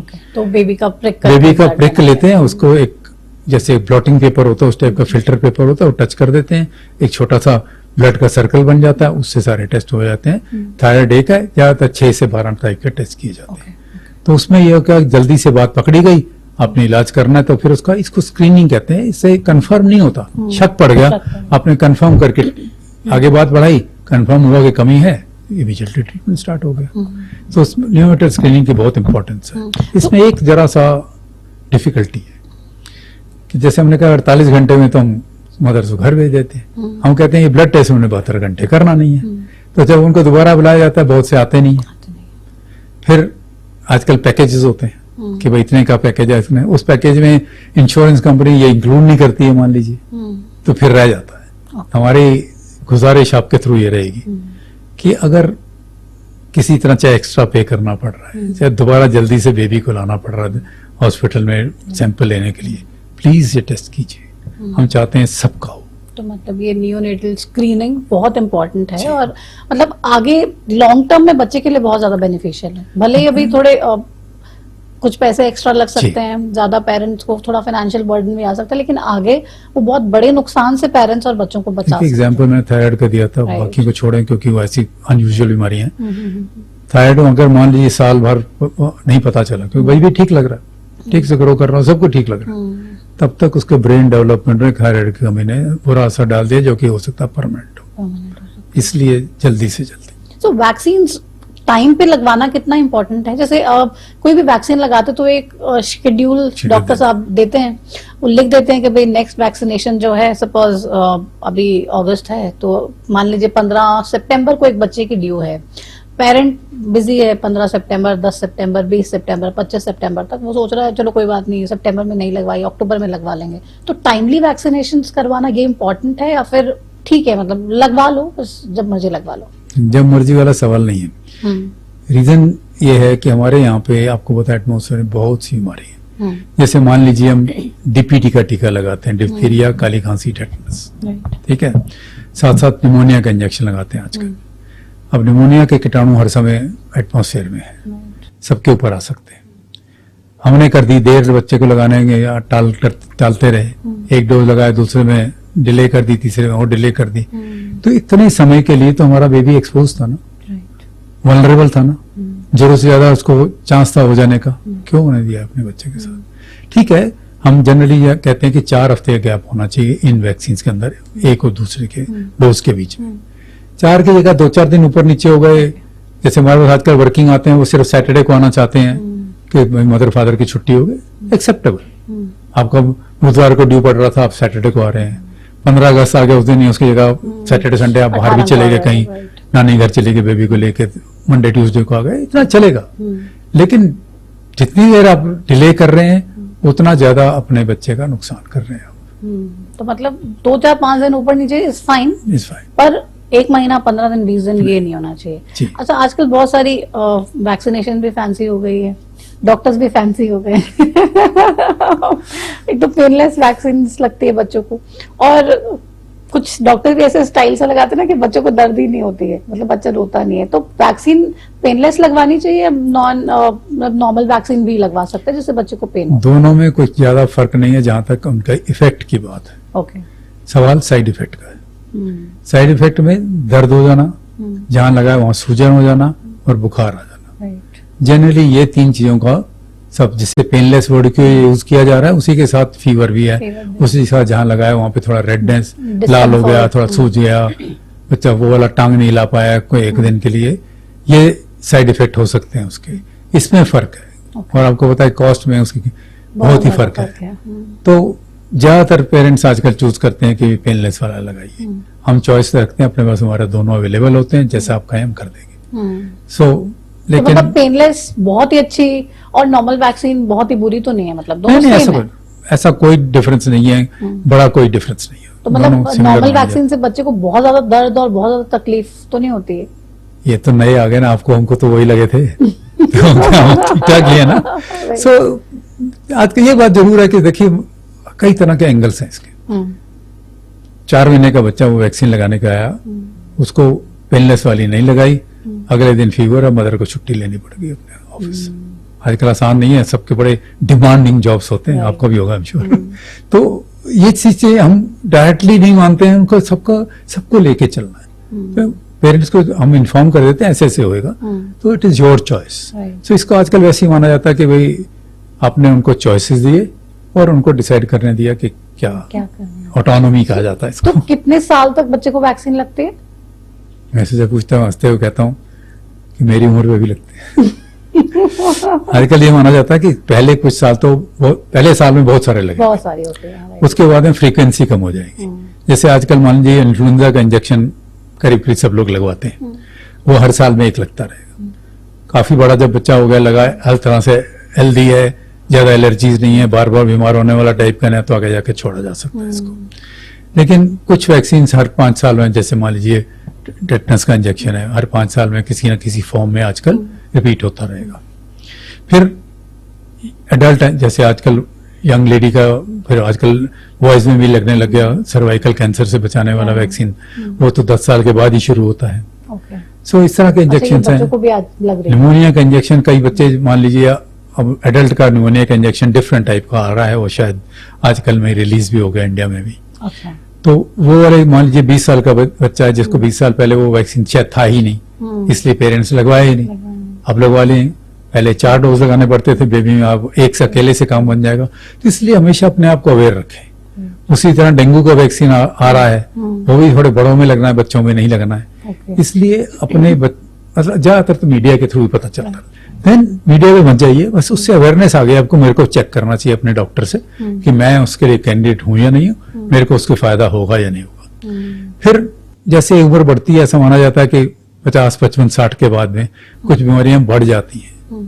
तो उसके लिए विदेशों में जैसे मान लीजिए इन्फ्लुएंजा का वैक्सीन 55 साल की उम्र के बाद में सरकार फ्री देती है हर साल, हर आदमी को, हर औरत को।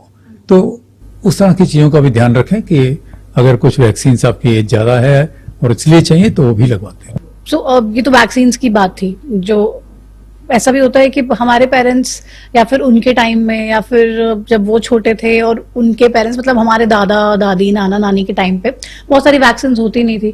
अब आज की जनरेशन और पुरानी वाली जनरेशन में कॉन्फ्लिक्ट रहता है। बड़े कहते हैं कि भाई हमारे टाइम में तो इतने सारे ड्रामे थे ही नहीं, अब तुम्हें हर चीज में ये सब है, तुम्हारे हर चीज में इंजेक्शन है, हर चीज में इतनी सारी कॉस्ट लग रही है। तो उन बड़ों को आप क्या सलाह देंगे, क्योंकि आपकी शायद ज्यादा मानेंगे? देखिए, एक तो ये है कि उस समय थी नहीं, तो इसलिए आपको भी खबर ही नहीं लगी, आपको किसी ने कहा नहीं, क्योंकि बनी ही नहीं थी। बीमारियां ज्यादा थी। अगर आप याद करिए, उनको पेरेंट्स को याद कराया जा सकता है कि आप याद करिए कितनी तकलीफें होती, कितने बच्चे ऐसे होते थे जो पलते ही नहीं थे, कुछ महीनों के, कुछ दिनों में ही उनकी खत्म हो जाता। मैं अपना एग्जाम्पल देता हूँ। मेरे फादर के 7 भाई बहन थे, सिर्फ फादर बड़े हुए थे। कोई और तकलीफ है, ऐसी चीज बीमारियों से कुछ हो जाता था, वैक्सीन थे नहीं। मान लीजिए जिस गांव में जहां भी रहते थे। सो ये मानना चाहिए कि ये वैक्सीन जो है सबसे बड़ा डिस्कवरी है, सबसे बड़ी खोज है, मतलब इंसान की। फैशन नहीं है, ये ट्रेंड नहीं है, ये जरूरी है। बहुत फायदा करता है हर तरह से बीमारी से बचने के लिए। और ये बीमारी छोटी बीमारी नहीं है, आप छोटी मोटी बीमारी का नहीं आपको कह रहे कि वैक्सीन लगवा लीजिएगा।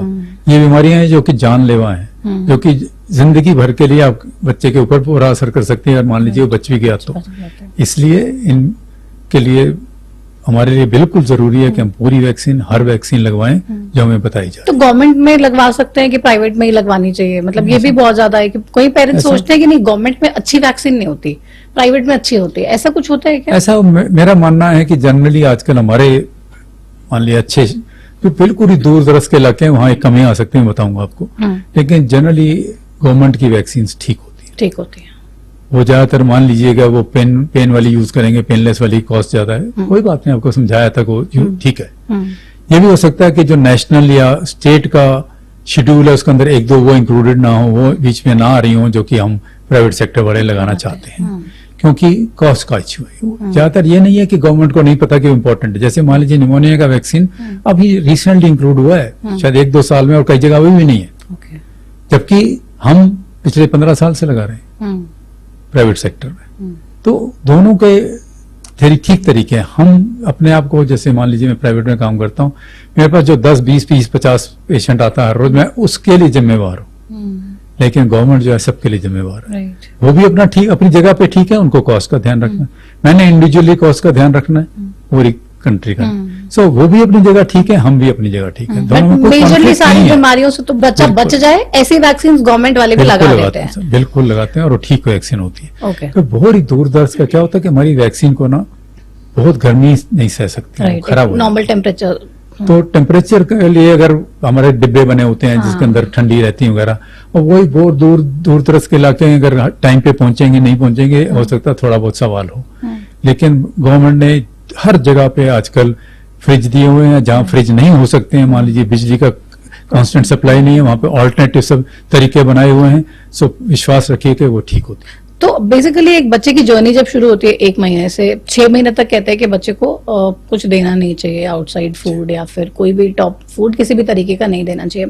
सो क्या बेंचमार्क्स होते हैं 1 महीने के बच्चे से लेके, या फिर न्यू बॉर्न से लेके 1 साल तक के बच्चे को इतने टाइम में ये चीज बच्चा कर लेना चाहिए? मतलब कब क्रॉलिंग करनी चाहिए, कब अब खुद खड़ा हो जाना चाहिए, या कब देख के बातें करनी चाहिए, या आपकी बातों पे रिएक्ट करना चाहिए। तो मतलब वो जर्नी न्यूबॉर्न से 1 साल तक की कैसी पहले benchmark तो है? जब बेबी बिल्कुल छोटा होता है, हम सभी उसको कुछ अपनी तरफ अट्रैक्ट करने की कोशिश कर रहे होते हैं।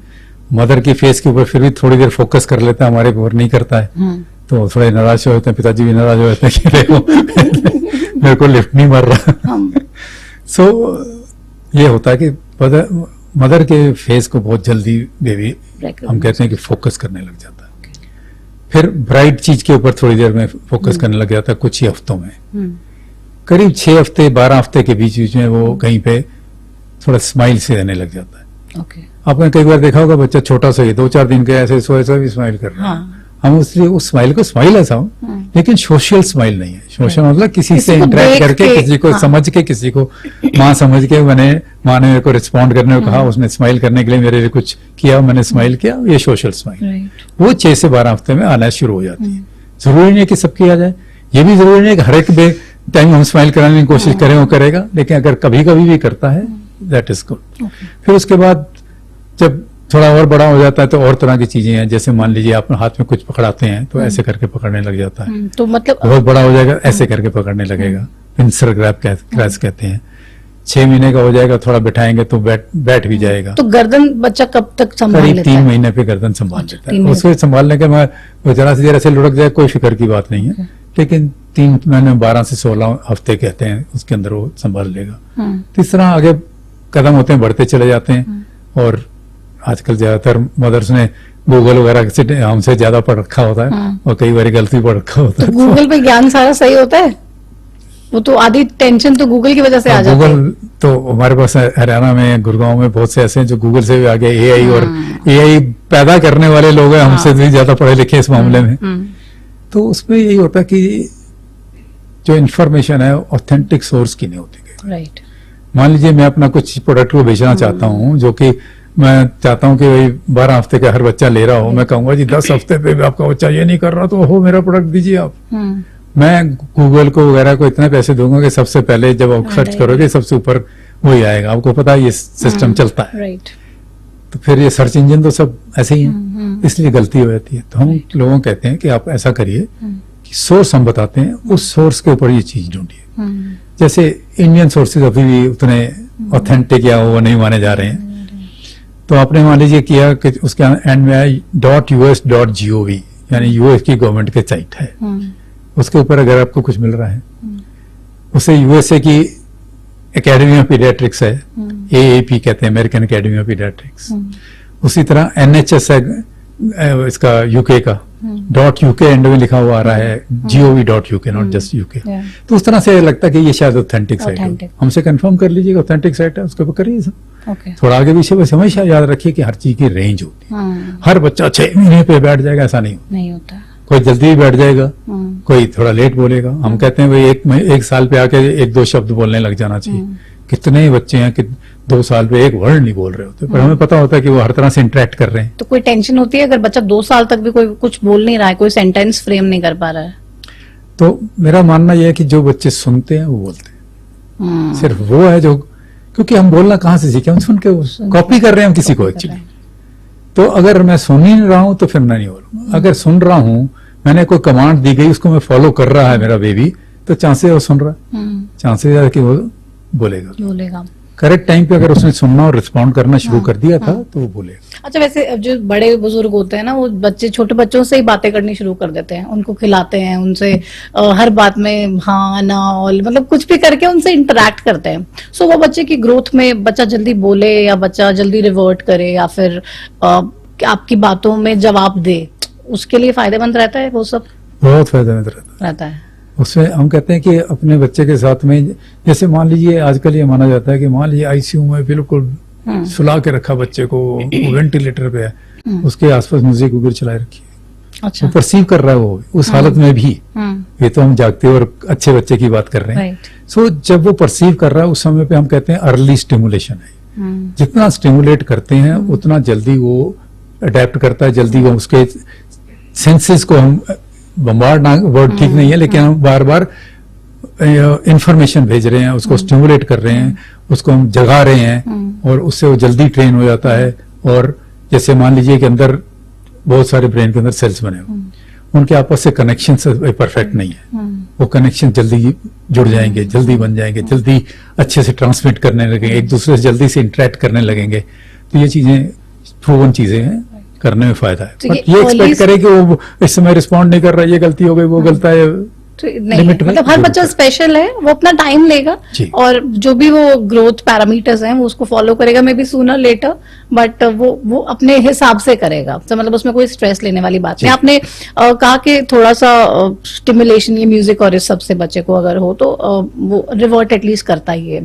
सो एक प्रॉब्लम आजकल चल रही है हाइपर स्टिमुलेटिव शोज, जिस तरीके से बच्चे देख रहे हैं, या फोन, इतना ज्यादा एडिक्शन छोटे बच्चों को फोन्स का है।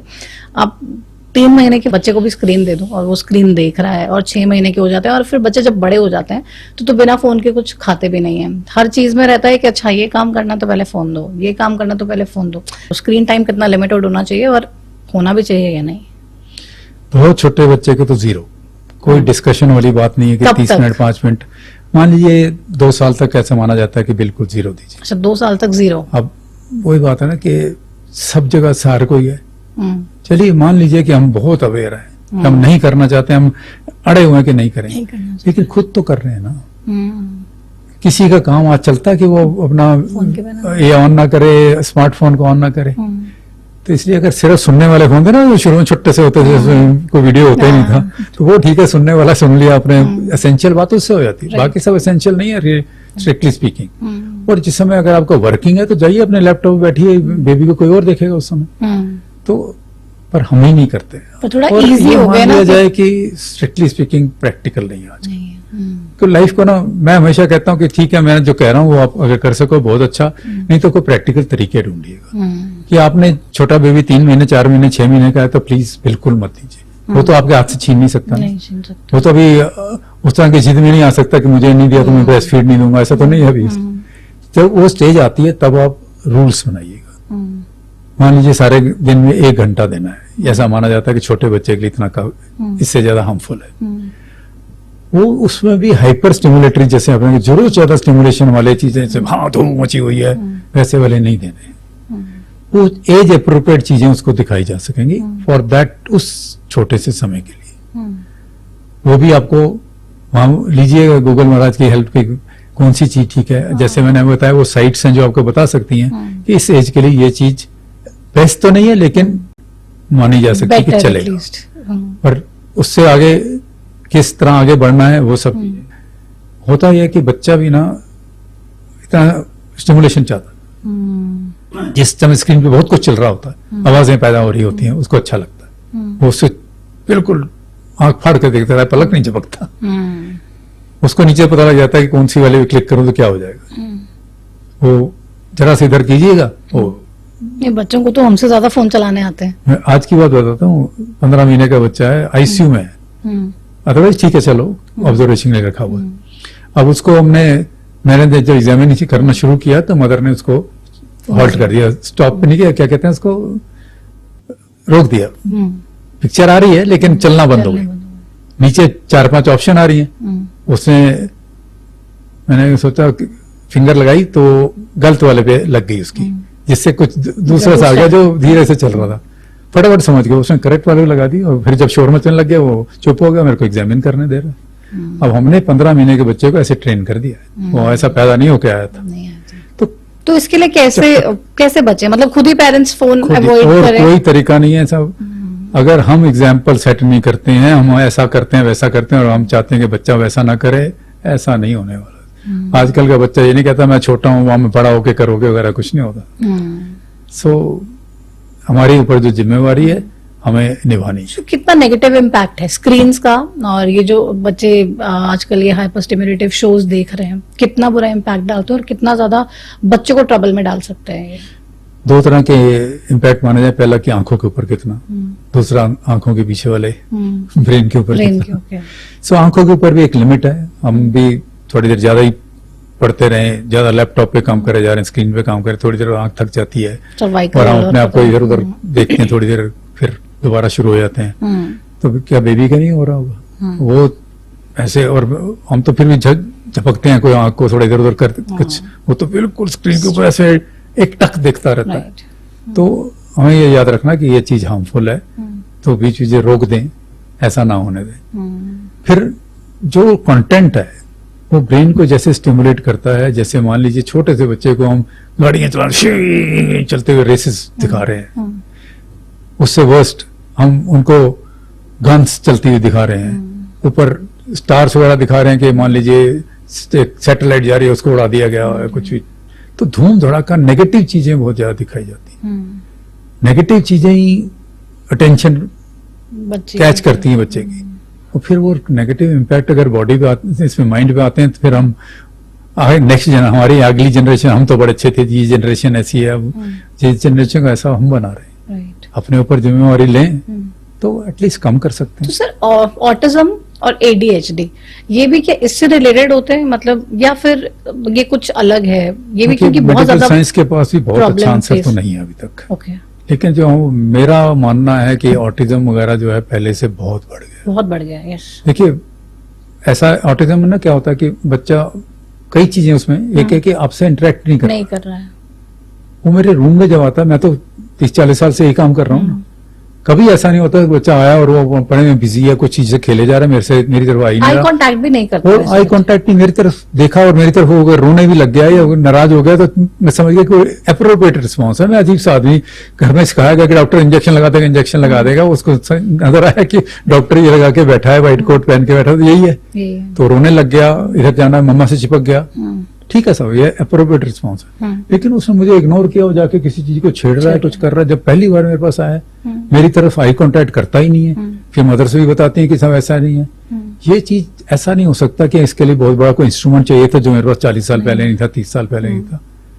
सो ये बात तो डेफिनेटली बढ़ गई है पहले से, और बहुत ज्यादा है। तो इसके रीजंस क्या है और इसको कैसे अर्ली डिटेक्ट करके कुछ बेनिफिट हो सकता है, मतलब कुछ क्या ट्रीटमेंट पॉसिबल इसका हो सकता है? देखिए मेरा फिर से मानना कि जो जितना ज्यादा हम पढ़े लिखे, जितना ज्यादा मॉडर्न लाइफ वाले होते जा रहे हैं ना, शायद हम में ज्यादा है। आज भी देखिए हरियाणा में हम जिस जगह बैठे हैं, हमारे काफी सारा पेशेंट ऐसे जो कि बिल्कुल IT वाला और टॉप के वो हैं, जिनको पढ़े लिखे हर तरह से वेल पेड और सब कुछ है, और एक्चुअली स्पीकिंग बेटर ब्रेन्स है। दूसरे टाइप का जो सब कुछ तरह से अच्छा है, ब्रेन्स उनके अच्छे हैं, लेकिन रूरल सेटअप में जॉइंट फैमिली में आज भी रहते हैं, वो हमारे पास भी आते हैं। उनमें बहुत कम है, जबकि ज्यादा पढ़े लिखे वालों में ज्यादा है। यानी कि मॉडर्न लाइफ से कुछ तो लेना देना है इसका। फिर जल्दी डिटेक्ट कैसे किया जाए? पेरेंट्स भी आजकल बहुत जल्दी समझने लग गए कि मेरा बच्चा नॉर्मल वे में, ठीक वे में बिहेव नहीं कर रहा है, तो वो भी जल्दी से आते हैं।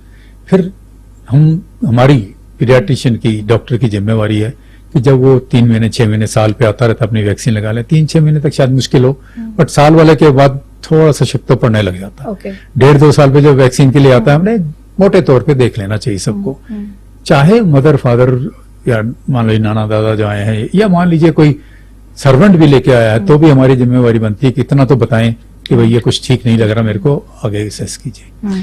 असेस करने के लिए कोई ज्यादा टेस्ट नहीं करने पड़ते, इन द सेंस कि कोई ब्लड टेस्ट, एक्सरे, MRI नहीं चाहिए हमें ध्यान से बच्चे को देखना है, कुछ टाइप के सवाल मदर से पूछने हैं, कहते हैं स्कोरिंग सी कर लेनी है, तो हम आइडिया दे सकते हैं कि भाई इसके ऊपर ये चीजों का ध्यान रखो, अगले कुछ हफ्तों महीनों में आपको बता पाएंगे कि कुछ करना है कि नहीं।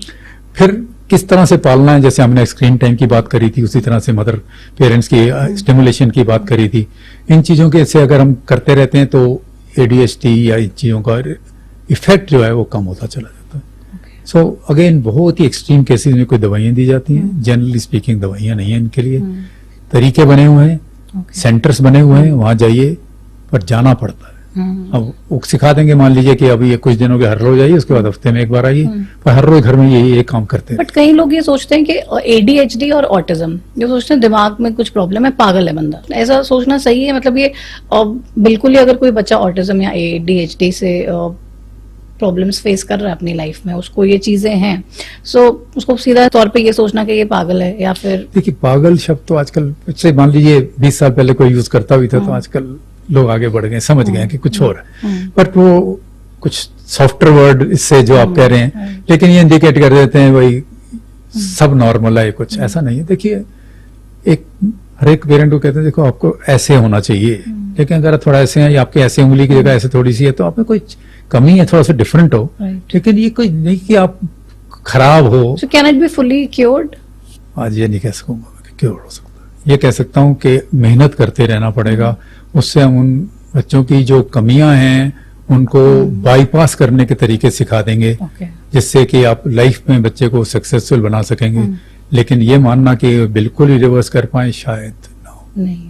आज Okay. कुछ समय में, कुछ सालों में क्या होने वाला है, क्योंकि देखिए रिसर्च बहुत तेजी से चल रही है। पहले मान लीजिए हमने कहा कंप्यूटर वगैरह आने से हमारे को रिसर्च में एक स्टिमुलस मिला कि हम बहुत तेजी से आगे बढ़े। अब एआई आने से, आर्टिफिशियल इंटेलिजेंस आने से बहुत तेजी से आंसर्स मिलने वाले हैं उन चीजों के जो आज तक हम ढूंढ नहीं ढूंढ पाए। नहीं पाए. सो अपने हम You are कहते हैं hoping आंख कि कान जल्दी- खुले रखिए, हम्म.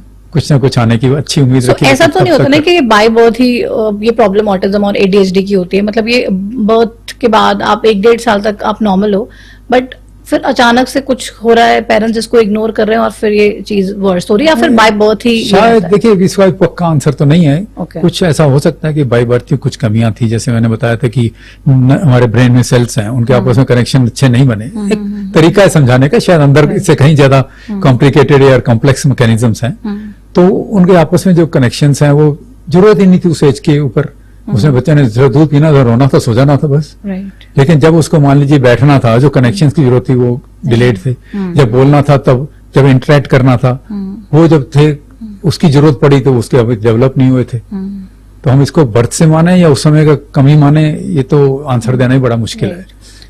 सो इसके अलावा आजकल छोटे छोटे बच्चों को हार्ट अटैक्स भी बहुत ज्यादा हो रहा है डॉक्टर साहब, वो क्यों हो रहा है और मतलब क्या करें पेरेंट्स, मतलब समझ ही नहीं आ रहा है। वैसे तो सोचते हैं कि भाई आप बड़े हो, आप हेल्दी लाइफस्टाइल फॉलो नहीं करते हो, आप बहुत ज्यादा ऑयली खा रहे हो, फ्राइड खा रहे हो, ये कर रहे हो, वो कर रहे हो, तो आपके सीधा हार्ट हेल्थ पे इफेक्ट पड़ता है।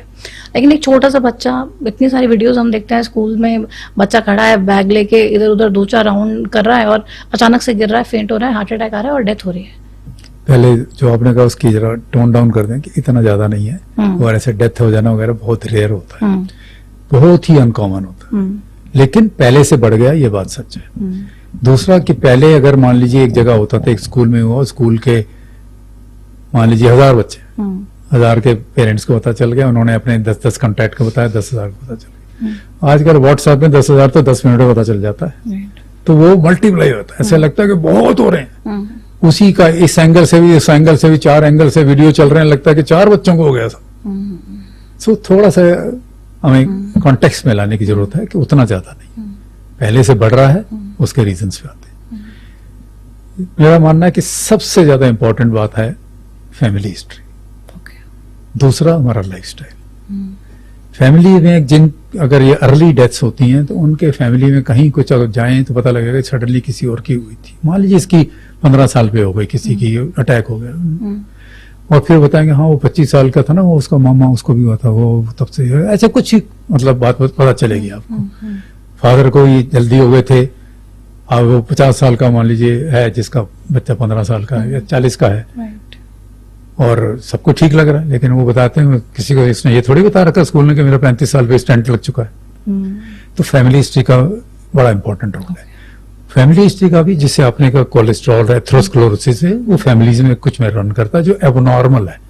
जो यूजुअल कोलेस्ट्रॉल है वो आपको पता है कि उतना ज्यादा ऐसे नहीं, लेकिन कुछ एबनॉर्मल टाइप के होते हैं कोलेस्ट्रॉल या उसके भाई बहन, जो कि ऐसे अंदर आर्टरीज के अंदर कुछ जमा कर देते हैं, कुछ जम जाता है, जिसके कारण फ्लो अच्छा नहीं रहता ब्लड का, उसके कारण हार्ट के ऊपर बुरा असर पड़ जाता है। फिर कई बार ऐसा होता है कि लगता है कि वो उसको हार्ट अटैक हुआ है इन कारणों से, पर एक्चुअल अंदर कहीं कुछ कमी थी उसके बनावट में ही। मान लीजिए एक तरह की बीमारी होती है, हम कहते हैं कावासाकी डिजीज, जैपनीज नाम है कावासाकी, वहां ज्यादा होती है हमसे। उसमें किसी की कॉरोनरी आर्टरी के ऊपर असर आ गया, उसको हार्ट अटैक जैसी चीज पहले दूसरे तीसरे साल में ही हो सकती है। अच्छा। अंदर वो कंस्ट्रिक्ट हो जाएगा, बंद हो जाएगा, फ्लो बंद हो जाएगा। उसी तरह किसी का एक तरह के होते कि किसी का कॉरोनरी आर्टरी लेफ्ट साइड के राइट साइड में गलती के पैदाइशी से थी, with in months of birth उसको ऐसा हो जाएगा जैसे ईसीजी हार्ट अटैक दिखाएगा। तो उस तरह की कमियों वाला भी है। सिर्फ यही कहना कि बच्चे को ठीक पाल नहीं रहे वगैरह, लेकिन ये बात भी सच है कि जो हमारा आजकल का स्टाइल है कि हम सीडेंटरी हो गए, बैठे ही रहते हैं हर चीज पे। चाहे वो कहते हैं कि किसी से पूछो खेलता है तो हाँ जी खेलता, क्या खेलता है, वीडियो गेम खेलता है। तो अच्छा जी नहीं जी वो बाहर जाता है हर रोज, हम कहीं से पूछते हैं ना, सबसे पूछते हैं इनफैक्ट किसी ना किसी कॉन्टेक्स्ट में। नहीं जी बिल्कुल शाम को अपने जाता है, आज सोसाइटी से रहता है, नीचे जाता है जी, वो मेड साथ जाती है, वो अच्छे से खेलता है। पूछते क्या खेलता है, क्रिकेट खेलता है जी, वेरी गुड। बेटे क्या करते हो जी, मैं एम्पायरिंग करता हूँ। खाक खेलता है, फुटबॉल खेलता है, वो गोलकीपर बनता है। तो जरा जान लीजिए एग्जैक्टली क्या करता है वो। सो थोड़ा सा हम लोगों के इन चीजों में जिम्मेवारी लेने की जरूरत है कि अपने बच्चे को, फिर और कुछ और एक्सट्रीम भी हो जाता है। कुछ बच्चे एक लिमिट तक, आज ही एक था, एक लिमिट तक खेलना चाहता है, वो पेरेंट्स आज लाए इसलिए थे, कुछ और भी तकलीफें थी उनका, कहने सिर्फ एक बात से मेरे से कंसल्ट करना है कहीं 4 आदमियों को पूछ के कि सब उसके यहाँ दर्द होती है, वहां दर्द होती है, यहाँ दर्द होती है, जब भी वो खेलती है इसलिए वो खेलना नहीं चाहती है।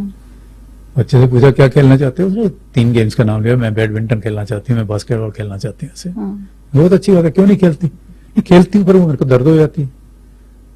तो एक्चुअली वो खेलना नहीं चाह रही थी। अच्छा। एक लिमिट से ज्यादा फोर्स किया जा रहा था उसको। जब उनको अच्छे से समझाया कि इतना ही है, इतना वो जाना चाह रही है, आप सुबह 4 बजे चलिए, वो सुबह सुबह उस कोचिंग वाले के पास भेजना चाहते हैं खेलने के लिए, वो 6 बजे स्टार्ट करता है, यानी 5 बजे 5:15 बजे आप उठाओगे, क्योंकि डिस्टेंट है, पहले इसको रेडी करोगे, ये वो जाते ही वहां पे पहले भगाता है, उसको वार्म अप करता है। बच्चे का इंटरेस्ट नहीं उस चीज में, तो थोड़ा सा अपने बच्चे को समझिए, उसको एक ठीक है, अगर वो जाके ऐसी टेढ़ा मेरा भाग दौड़ के एक दूसरे से खेलते रहना चाहते हैं, इट्स फाइन, कोई जरूरी नहीं सबसे खेलना ही है। मतलब हम बहुत ज्यादा ओवर एक्सपेक्ट करने लगे अपने बच्चों से, एक्सपेक्टेशंस। तो बच्चे भी तो स्मार्ट है ना, फिर कह रहे हैं कि दर्द हो रही है। हाँ, फिर वो जब समझाया तो वो भी अच्छा मैं करूंगी, अब ऐसे करूंगी वैसे करूंगी।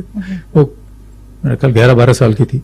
सो जब एक बार उससे कम्युनिकेशन हमारा भी डेवलप हो जाता है ना, तो फिर वो पेरेंट्स के साथ जो सामने नहीं कह पा रहे थे या कह रहे थे, और पेरेंट्स उसको इम्पोर्टेंस नहीं दे रहे थे, हमें कहते हैं, हम उनको बताते हैं देखो ये पॉइंट है आपका। सो थोड़ा सा एक्सपेक्टेशंस अपने बच्चे के हिसाब से रखिए। पेरेंट्स तो चलो उस हिसाब से एक्सपेक्टेशंस रखनी चाहिए, लेकिन बच्चों को एक एक्सपेक्टेशंस पेरेंट्स से होती है कि मुझे दिन में बहुत सारी चॉकलेट्स दे दे, बहुत सारी टॉफीज, बहुत सारी कैंडीज। इन सब चीजों से कैसे बच्चे को खाने से रोकें? फर्स्टली देखिए, मैं कितने सालों से प्रैक्टिस कर रहा हूँ, आज तक इंजेक्शन लगाने के बाद सब बच्चों को कुछ दिया जाता है, मैं नहीं देता। आप नहीं देते? इंजेक्शन लगाते हैं सबके सब, कुछ ना कोई पकड़ा देते हैं, कहीं भी चले जाइए टॉफी लॉलीपॉप तो मिलता ही है। और मैं कहता हूँ मैं नहीं दूंगा, आपने जो आपस में बात की, अगर आप प्रॉमिस करके आए हो उसको देना, मेरे कहने पे ना मत कीजिए, please keep your promise. Okay. बच्चे के साथ अगर आपने प्रॉमिस किया, प्रॉमिस तोड़िए मत, आपके ऊपर विश्वास हट जाएगा उसका। जब आप उसको कह के ला रहे हो कि हाँ इंजेक्शन नहीं लगेगा, उसको लगेगा क्या, नेक्स्ट टाइम उसको विश्वास रहेगा।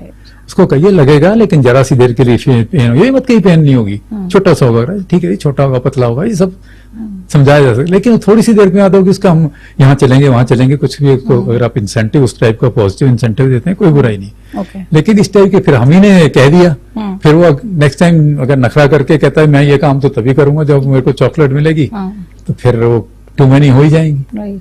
इसलिए थोड़ा सोच समझ के आगे बढ़े। ज्यादातर सब समझदार है, मैं समझदार वर्ड यूज कर रहा हूँ। इवन जो टोटली अनएजुकेटेड मदर आती है मान लीजिए हमारे पास में, वो भी समझदार तो पूरी है।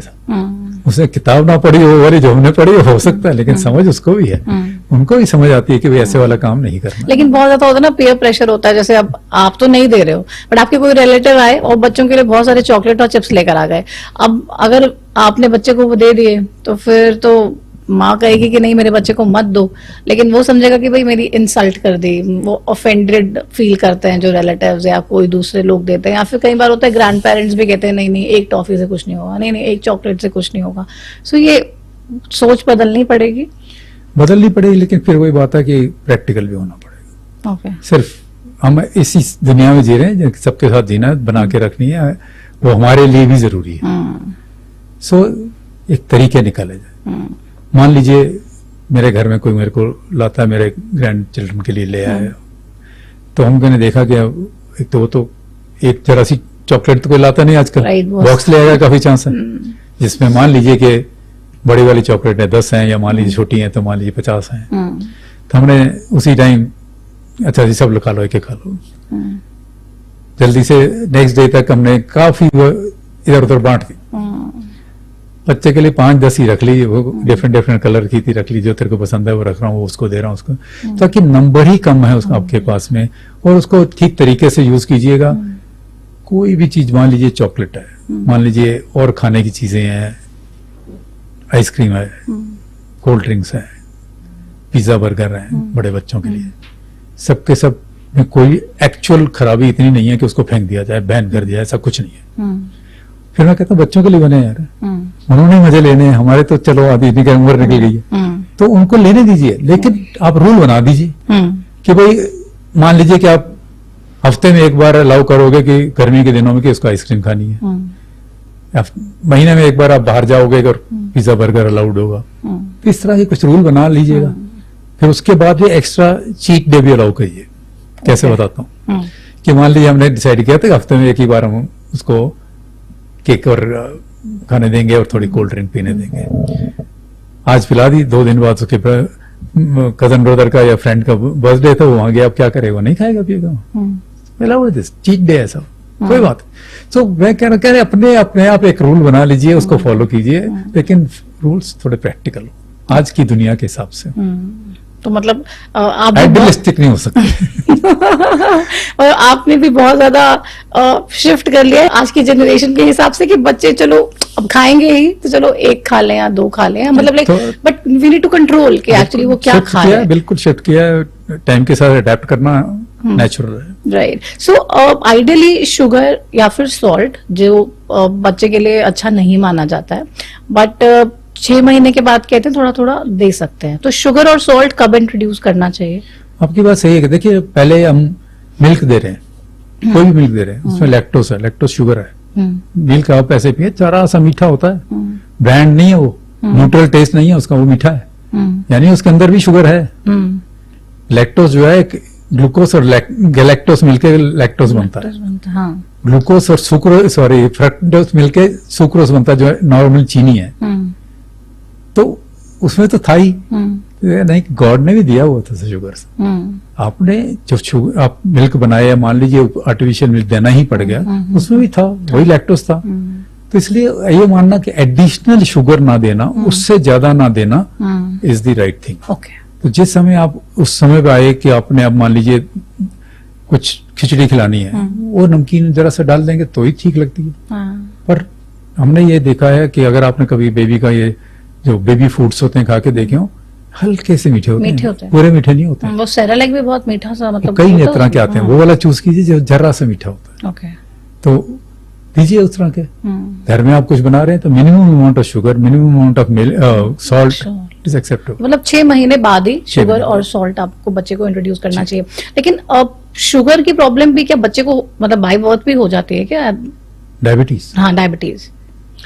देखिए डायबिटीज जो है अंदर की एक बीमारी है, जिसे हम टाइप 1 डायबिटीज कहते हैं। उसमें इंसुलिन कम पैदा होता है। जो सेकंड टाइप 2 कहते हैं, जो 40-50 साल पे जब, उसमें इंसुलिन पैदा हो रहा है लेकिन टिश्यूज उसको रिस्पॉन्ड नहीं कर रहे हैं, रेजिस्टेंस है। सो जो पैदा कम होने वाला है वो शुरू में तो पैदा हो रहा था कुछ महीने कुछ साल, उसके बाद उसकी क्वांटिटी कम होती चली गई, उसको डायबिटीज हो गया। इसका खाने पीने की आदत से या उससे कोई लेना देना नहीं है, क्योंकि मैंने एक्स्ट्रा शुगर खिलाया था, इससे लेना देना नहीं। ये अंदर की बीमारी है। शायद ऑटो इम्यून है, बॉडी अपने आप ही उन सेल्स को डैमेज कर देती है जो पैदा कर रहे थे इंसुलिन। तो इसलिए ये थोड़ी डिफरेंट टाइप की बात है। बच्चे की शुगर फ्लक्चुएट करती है, जैसे अगर कोई न्यूबॉर्न बेबी है तो कई बार ऐसा देखा गया कि हॉस्पिटल में ही अगर बच्चा है तो जो डॉक्टर है या फिर जो नर्स है बच्चे को टॉप फीड दे रही है और उस टॉप फीड में शुगर ऐड कर रही है, लिटरल शुगर ऐड करके बच्चे को दे रही है। और अगर पेरेंट्स बोल रहे हैं कि आपने क्यों किया, तो कह रहे हैं कि नहीं बच्चे की शुगर लो हो रही थी इसलिए बच्चे को चीनी दे दी हमने। नॉर्मल बच्चे में जनरली ऐसा नहीं होगा। ओके। लेकिन अगर बेबी में कुछ कमी है, जैसे कमी का मतलब जरूरी नहीं कि डिजीज है, इट्स जस्ट कि उसका मैकेनिज्म जो है मेटाबॉलिज्म अभी परफेक्ट नहीं बना है, वो सुस्त हो गया है। पैदा होने के बाद में हमने मदर का मिल्क देने की कोशिश की, अभी उतरा नहीं था या जरा सा आया, वो मान लीजिए एक सिजेरियन हुआ तो उसके बाद डीप स्लीप में चले गए कई घंटे, सबने सोचा नहीं डिस्टर्ब करना चाहिए, गैप लंबा हो गया, बेबी का शुगर थोड़ा ड्रॉप हो गया। अच्छा। तो उस समय पे बेस्ट तरीका कि जल्दी जल्दी फीड दीजिए, लेकिन कभी होता है बच्चा एक लेता है उसको काफी देर लेता ही नहीं, तो उसमें अगर नर्स ने थोड़ा सा उस समय के लिए एक आध बार शुगर डाल दिया, शुगर की जगह जनरली ग्लूकोज ही डाल देते हैं, एनीवे अच्छा। डाल दिया, तो कोई ऐसी गलत बात नहीं करी है, ओके। क्योंकि वो एक इंस्टेंस था जहां हाइपोग्लाइसीमिया यानी शुगर कम हुई थी, उसको ठीक करने के लिए एक तरह की दवाई के रूप में उसको यूज किया गया। It's okay। बट सिर्फ ये तब किया जा सकता है जब हॉस्पिटल स्टाफ को ये लगे कि बच्चा एक्टिव नहीं है या रिस्पॉन्ड नहीं कर रहा है या फिर उसकी शुगर थोड़ी जो है वो डाउन हो Otherwise- रही है या लो हो रही है। हाँ, घर में जाके नहीं करेंगे। घर में जाके तो बिल्कुल भी नहीं। जी। तो बच्चा जब आगे बढ़ता है, जर्नी बढ़ती है, ठीक है चलना सीख लिया, बोलना सीख लिया, पेरेंट्स अपने ऑफिस जा रहे हैं, बच्चे को प्ले स्कूल में डाल देते हैं। जैसे ही बच्चा प्ले स्कूल में डालते हैं 2-3 दिन में ही देखते हैं बच्चा बीमार हो गया है, बच्चे को फीवर हो रहा है, कोल्ड हो गया, कफ हो गया, इतनी सारी प्रॉब्लम्स हो रही हैं। तो क्या कोई ऐसा मंत्र है आपके पास जिससे इम्यूनिटी स्ट्रांग रहे बच्चे की, स्कूल जाए तो बीमार ना हो? सबसे पहले इम्यूनिटी स्ट्रांग वर्ड को थोड़ा समझ लें। इम्यूनिटी का मतलब है कि मेरे बॉडी के पास ऐसी पावर है कि जब ऊपर से डिजीज आने की कोशिश करेगी तो मेरी बॉडी उसको रोक लेगी। ठीक है, किस रूप में, चलिए बहुत डिटेल है वो, छोड़े। तो हम कहते हैं इम्यूनिटी स्ट्रांग करना, नेचुरल इम्यूनिटी हमारी इतनी अच्छी है कि उसको सुपर नॉर्मल नहीं बनाया जा सकता। ओके। अगर हम नॉर्मल खाना पीना कर रहे हैं, नॉर्मल एक्टिविटी कर रहे हैं, थोड़ा बाहर भी जाते हैं, थोड़ा खेलते हैं बच्चे के लिए वगैरह, तो इम्यूनिटी उसकी ठीक ठाक है, अनलेस उसको कोई खास बीमारी है जो कि बहुत रेयर होती है। इम्यून डिसऑर्डर्स बहुत ही रेयर होते हैं बच्चे में, इसलिए इम्यूनिटी स्ट्रांग करने के शब्दों को छोड़ देना चाहिए। कोविड के बाद कुछ ज्यादा ही फैशन हो गया इस शब्दों का, तो इम्यूनिटी हमेशा सबकी नॉर्मल होती है। ओके, मतलब कहते हैं मिट्टी में जाके छोड़ दो, मिट्टी में बच्चे को, मिट्टी में खेलेगा तो अच्छी इम्यूनिटी होगी, मतलब इसका कोई लॉजिक है? तो पहले क्वेश्चन से रिलेटेड है, ये दोनों को इकट्ठा बताता हूँ। आपने कहा कि जो ही वो स्कूल गया बार बार होने लगा उसको, ये नेचुरल चीज है। ओके। कि मेरे अंदर किसी वायरस से बचने की इम्यूनिटी कब आई, मेरे को एक बार कोविड हो तो दोबारा नहीं होता था जल्दी से, कभी कभी हुआ कम होता था। क्यों? क्योंकि मेरे बॉडी ने एंटीबॉडी बना लिए थे, एक तरह की इम्यूनिटी का कंपोनेंट होता है, एंटीबॉडी बना लिए उसने। उसी तरह जब मेरे अंदर, मैं आज तक किसी डिजीज को एक्सपोज ही नहीं हूँ, घर के बड़े अच्छे एनवायरमेंट में रहा हूँ। मेरे घर में अगर किसी को खांसी जुकाम होता तो मेरे को 2 दिन मिलने नहीं आते थे, तो मैं तो किसी डिजीज को एक्सपोज ही नहीं हुआ। मेरी बॉडी ने इम्यून सिस्टम परफेक्ट होने के बाद में कुछ इम्यून बनाया ही नहीं एंटीबॉडी, तो उसकी जरूरत ही नहीं थी। अब जब मेरे पास एक्सपोजर हुआ पहली बार तो मेरे को एंटीबॉडी बनानी नहीं बने हुए मेरे अंदर, लेकिन बनाने की शक्ति में जल्दी से 2-3 दिन में ठीक हो गया। लेकिन पहली बार तो होऊंगा ना बीमार, इसलिए बार बार बीमार हुए। अगर मैं पहले ही मिट्टियों में खेलता रहा था तो पहले एक्सपोज हो चुका था, पहले कई बच्चों से मिलता था, छोटे बच्चे बड़े बच्चे, घर में कई बच्चे थे, उनको होता था, मुझे भी छोटा मोटा हो जाता था। मैं जब तक 2 साल का हुआ 20 बार बीमार हो चुका था, या चलो 5 बार हो चुका था, तो मेरे को 5-11 की इम्यूनिटी आ चुकी थी ना, तो इसलिए दोनों में रिलेशन है। और ये माना जाता है कि अगर हम पहले एक्सपोज नहीं हुए तो बार बार होने का ज्यादा चांस होता है। उसका एक मैकेनिज्म बताया जाता है, उसको कहते हैं हाइजीन हाइपोथेसिस, कि मेरी हाइजीन बहुत अच्छी थी इसलिए मैं बहुत ज्यादा बीमार होता हूँ जब मैं हाइजीन चीजों को एक्सपोज हुआ। इसीलिए ये माना जाता है कि आजकल के बच्चों में बड़े होने के बाद ये बीमारियां ज्यादा फ्रीक्वेंट होती है कंपेयर टू प्रीवियस जनरेशन। तो मतलब बच्चों को बाहर भेजना चाहिए, खेलें कम से कम, नेचुरल सर रखें। हाँ, मतलब और पूरा ऐसे एक्सपोज हो रहे हैं, अंदर ही बंद करके रखे, हाँ। That is wrong. Yes. तो अब बेसिकली क्या होता है कि बच्चा जब थोड़ा बड़ा हो जाता है तो पेरेंट्स ये सोचते हैं कि छोटा मोटा खांसी जुकाम बुखार है तो वो खुद ही दवाई दे देते हैं, खुद ही डॉक्टर बन जाते हैं। तो खुद डॉक्टर बनना सही है क्या? देखिए, आजकल के दिन में थोड़ा वही बात है, प्रैक्टिकल होना है कि हर छोटे से बुखार के लिए माँ बाप बेचारे छुट्टी लेके इधर आ रहे हैं, और अपना मेरे पास आते हैं तो मैं क्या एवरेज पेशेंट बताता हूँ कि पिछली बार जो दिया था वही दवाई दीजिए। ओके, डॉक्टर साहब तो हर बारी नहीं जरूरत है, क्यों राइट। आपको जिनके साथ हम एक तरह के रेपोर्ट एस्टेब्लिश कर चुके हैं, वो हमसे अगर फोन पे ही पूछते हैं कि साहब मेरे को ऐसा हो रहा है मेरे बच्चे को, पिछली बार आपने दवाई दी, दे दे, मैं कहा दे दो। ओके, पर हमें एक कॉन्फिडेंस होता है कि ये ठीक से करेंगे। जिनके ऊपर कॉन्फिडेंस नहीं है या जो डिस्क्रिप्शन दे रहे हैं उसके ऊपर हमें लग रहा है कि कुछ बच्चे को जो बता रहे हैं उससे हमें शक हो रहा है कि इनके गड़बड़ नहीं है, तो बुला लेते हैं ओके, कि जरूर आइएगा, अभी आइएगा कुछ। उसमें भी आजकल का वीडियो का बड़ा हम यूज करते हैं कि वीडियो पे दिखा दीजिए। मुझे बच्चे का दिखाते हैं ये स्किन रैश हो रहा है, स्किन रैश वीडियो में अच्छा नहीं दिखेगा, आप 3-4 एंगल से फोटो खींचिए, मुझे भेज दीजिए, उसके बाद मेरे को बात कर लीजिए। तो इस तरह से सबने अपने एक तरीके बना रखे हैं ताकि बच्चे के पेरेंट्स के ऊपर भी बर्डन एक्स्ट्रा ना पड़े। वो जो कुछ यूज करें एक समझदारी तरीके से यूज करें, पहली बार ही अपने आप ना करने लग जाएं। पहले एक डॉक्टर से सीख लिया है, सिमिलर चीज दोबारा हो रही है तो फिर आप उससे पूछ के कर लें, वो बट शायद जैसे चलेगा। एक जनरल बच्चा है, उसको खांसी जुकाम हो रहा है, तो खांसी जुकाम में भी बैक्टीरियल और वायरल दोनों तरीके की इन्फेक्शन होती है। जी, होती है। तो मतलब एक पेरेंट कैसे ये आइडेंटिफाई करेगा कि पिछली बार उसको वायरल हुआ था, सपोज, तो वायरल इन्फेक्शन खांसी जुकाम के लिए डॉक्टर ने जो दवाई दी थी हमने वही दे दी, बट इस बार वायरल नहीं है, बैक्टीरियल है। पेरेंट्स को कैसे समझ में आ पाएगा कि वायरल है कि बैक्टीरियल है? पहली बात ये मान के चलें कि वायरस बहुत ज्यादा कॉमन है, बैक्टीरिया बहुत अनकॉमन है, ओके कि ज्यादातर वायरल इन्फेक्शन ही हो। ओके ठीक है, ये माना जाए तो कुछ लोग कहते हैं कि भाई ये तो बहुत हाई फीवर है, बैक्टीरियल होगा, ऐसा भी नहीं है। ओके बहुत से हाई फीवर होते हैं, डेंगू जैसे मान लीजिए, वो तो वायरस है ना, और कितना जोर का फीवर होता है आप सबको पता है। राइट तो इसलिए ये मानना कि किसी तरीके से हम पक्का बता पाएंगे, शायद नहीं बता पाएंगे। लेकिन अगर खांसी जुकाम हो रहा है, साथ में फीवर हो रहा है, तो मान लीजिए कि वायरल है। स्पेशली अगर पतला पतला नाक बह रहा है, ये तो सब वायरल इन्फेक्शन। बहुत रेयरली होता है कि नाक पतला पतला बह रहा और ये बैक्टीरियल इन्फेक्शन निकल रहा है। तो इसलिए पहले 2-3-4 दिन के लिए अगर आप अपने आप वही वाली दवाई दे रहे हैं, पिछली बार दी थी, या डॉक्टर से फोन पे बातें गुजारा कर रहे हैं, चलेगा। लेकिन अगर आपको भी कुछ अजीब सी चीज नजर आ रही है, इस बार डिफरेंट चीज नजर आ रही है, तो जल्दी से कांटेक्ट कीजिए और प्रॉपर एडवाइस लीजिए। हम दिल्ली एनसीआर में रहते हैं, भले ही देश की कैपिटल हो दिल्ली, लेकिन दिल्ली के साथ साथ एनसीआर का जो पूरा एरिया है ना, इसमें बहुत सारे चैलेंजेस भी हैं। इंडिया में तो हर तरीके का वेदर है, हर तरीके के वेदर के अपने अलग चैलेंजेस हैं, बट अभी सर्दियां आने वाली हैं और सबसे बड़ा चैलेंज हो जाता है एयर पोल्यूशन का। ऐसे में छोटे बच्चों को कैसे प्रिवेंट करके रखें, और कितने साल तक के बच्चों को एयर पोल्यूशन से हमें प्रिवेंट करना बहुत ही ज्यादा जरूरी है? देखिए, रहना इसी संसार में है, इसी एनसीआर में रहना है। हमसे कई लोग पूछते हैं साहब वहां शिफ्ट हो जाए, मैं कहा अगर आपका जॉब इक्वली अच्छा वहां भी मिल रहा है तो इट इज योर चॉइस, लेकिन डोंट कॉम्प्रोमाइज ऑन दैट, क्योंकि कुछ पता नहीं वहां जाके क्या होगा, किसी और चैलेंजेस आएंगे। तो इसलिए ऐसे वाले नहीं। बट ये बात आपकी सही है कि पोल्यूशन, सर्दी आएगी, उन्हीं दिनों में हमारे फेस्टिवल्स आएंगे, उन्हीं दिनों में हमारा ट्रैफिक बहुत बढ़ जाएगा, सब चीजें मिला के एटमोसफेयर में जो कुछ नॉर्मल क्लियरिंग होती है वो नहीं होगी। एलर्जन भी उन्हीं दिनों में ज्यादा पैदा होंगे। एलर्जन और ये पोल्यूटेंट मिलके कॉम्बिनेशन जो बनाते हैं वो हम सबके लिए ज्यादा हार्मफुल है, शायद मोस्ट हार्मफुल वो चीज। तो वायरस भी, ये सब तीनों मिलके हमारी बच्चों की हालत खराब कर देते हैं, उनको बार बार होने लगता है। जब होता है ज्यादा जोर का होने लगता है। तो टोटली बचाव करना शायद संभव ही ना हो, बट घर के अंदर जो बच्चे छोटे होते हैं, जैसे 6 महीने के हैं, साल के हैं, उनको बाहर ले जाना इनसे समय पे कम कर दीजिए, बंद कर दीजिए। लेकिन 1 साल से बड़े उनको कुछ देर तो ले जाना है, 2 साल से बड़े को बाहर खेलने भी देना है।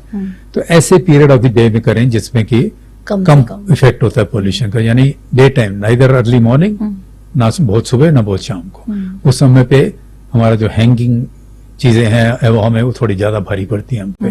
जब थोड़ा सा धूप चल रही, थोड़ी सी हवा चल रही है, उस समय वो थोड़ी स्कैटर हो जाती हैं। तो उस समय दैट मीन्स अगर वो स्कूल से मान लीजिए 1-2 बजे बच्चा आ जाता है, छोटा वाला, और नॉर्मली हम उसको थोड़ी देर घर में रखते थे, होमवर्क करा देते थे, 6 बजे 5 बजे गर्मियों में बाहर भेजते थे। अब उल्टा कर लीजिए, थोड़ा सा रेस्ट किया, थोड़ा खिला दिया, थोड़ा सा अपने उसको मूड अच्छा कर लिया, स्कूल के मूड से निकाल के होम और प्ले मूड में ले आए, फिर उसको ले गए 5-6 बजे तक आप वापस आ गए घर में, उसके बाद कर लीजिए जो करना था।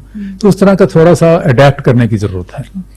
कोई टोटल बचाव जरूरत भी नहीं है शायद, कुछ होम रेमेडीज कुछ भी, बच्चों के लिए कुछ होम रेमेडीज भी। जिन बच्चों को बार बार ज्यादा जोर का हो जाता है, मैंने कहा था जैसे किसी को वीजिंग हो जाती है बहुत ज्यादा, उनको थोड़ा एक्स्ट्रा प्रिकॉशन लेने की जरूरत है, एक्स्ट्रा घर में रख लीजिए उन दिनों में जब बैड है।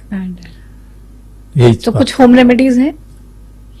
कोई ऐसा एक्स्ट्रा होम रेमेडी नहीं है जो कि बढ़िया से काम करे। ओके। लेकिन अगर मान लीजिए कोई होम रेमेडीज में बिलीव करता है, जो कि मान लीजिए कुछ ऐसी खाने की पीने की चीजें दी जाती हैं जो कि अदरवाइज ठीक ठाक ही है, तो हमें कोई इतराज नहीं। सबको लगता है होम रेमेडीज काम करते हैं। हाँ, वैसे हनी और ये डाल आपके ऊपर भी के बहुत, आई एम श्योर आपके दादे दादी सब ने लोग बहुत करते कुछ थे। किया होगा।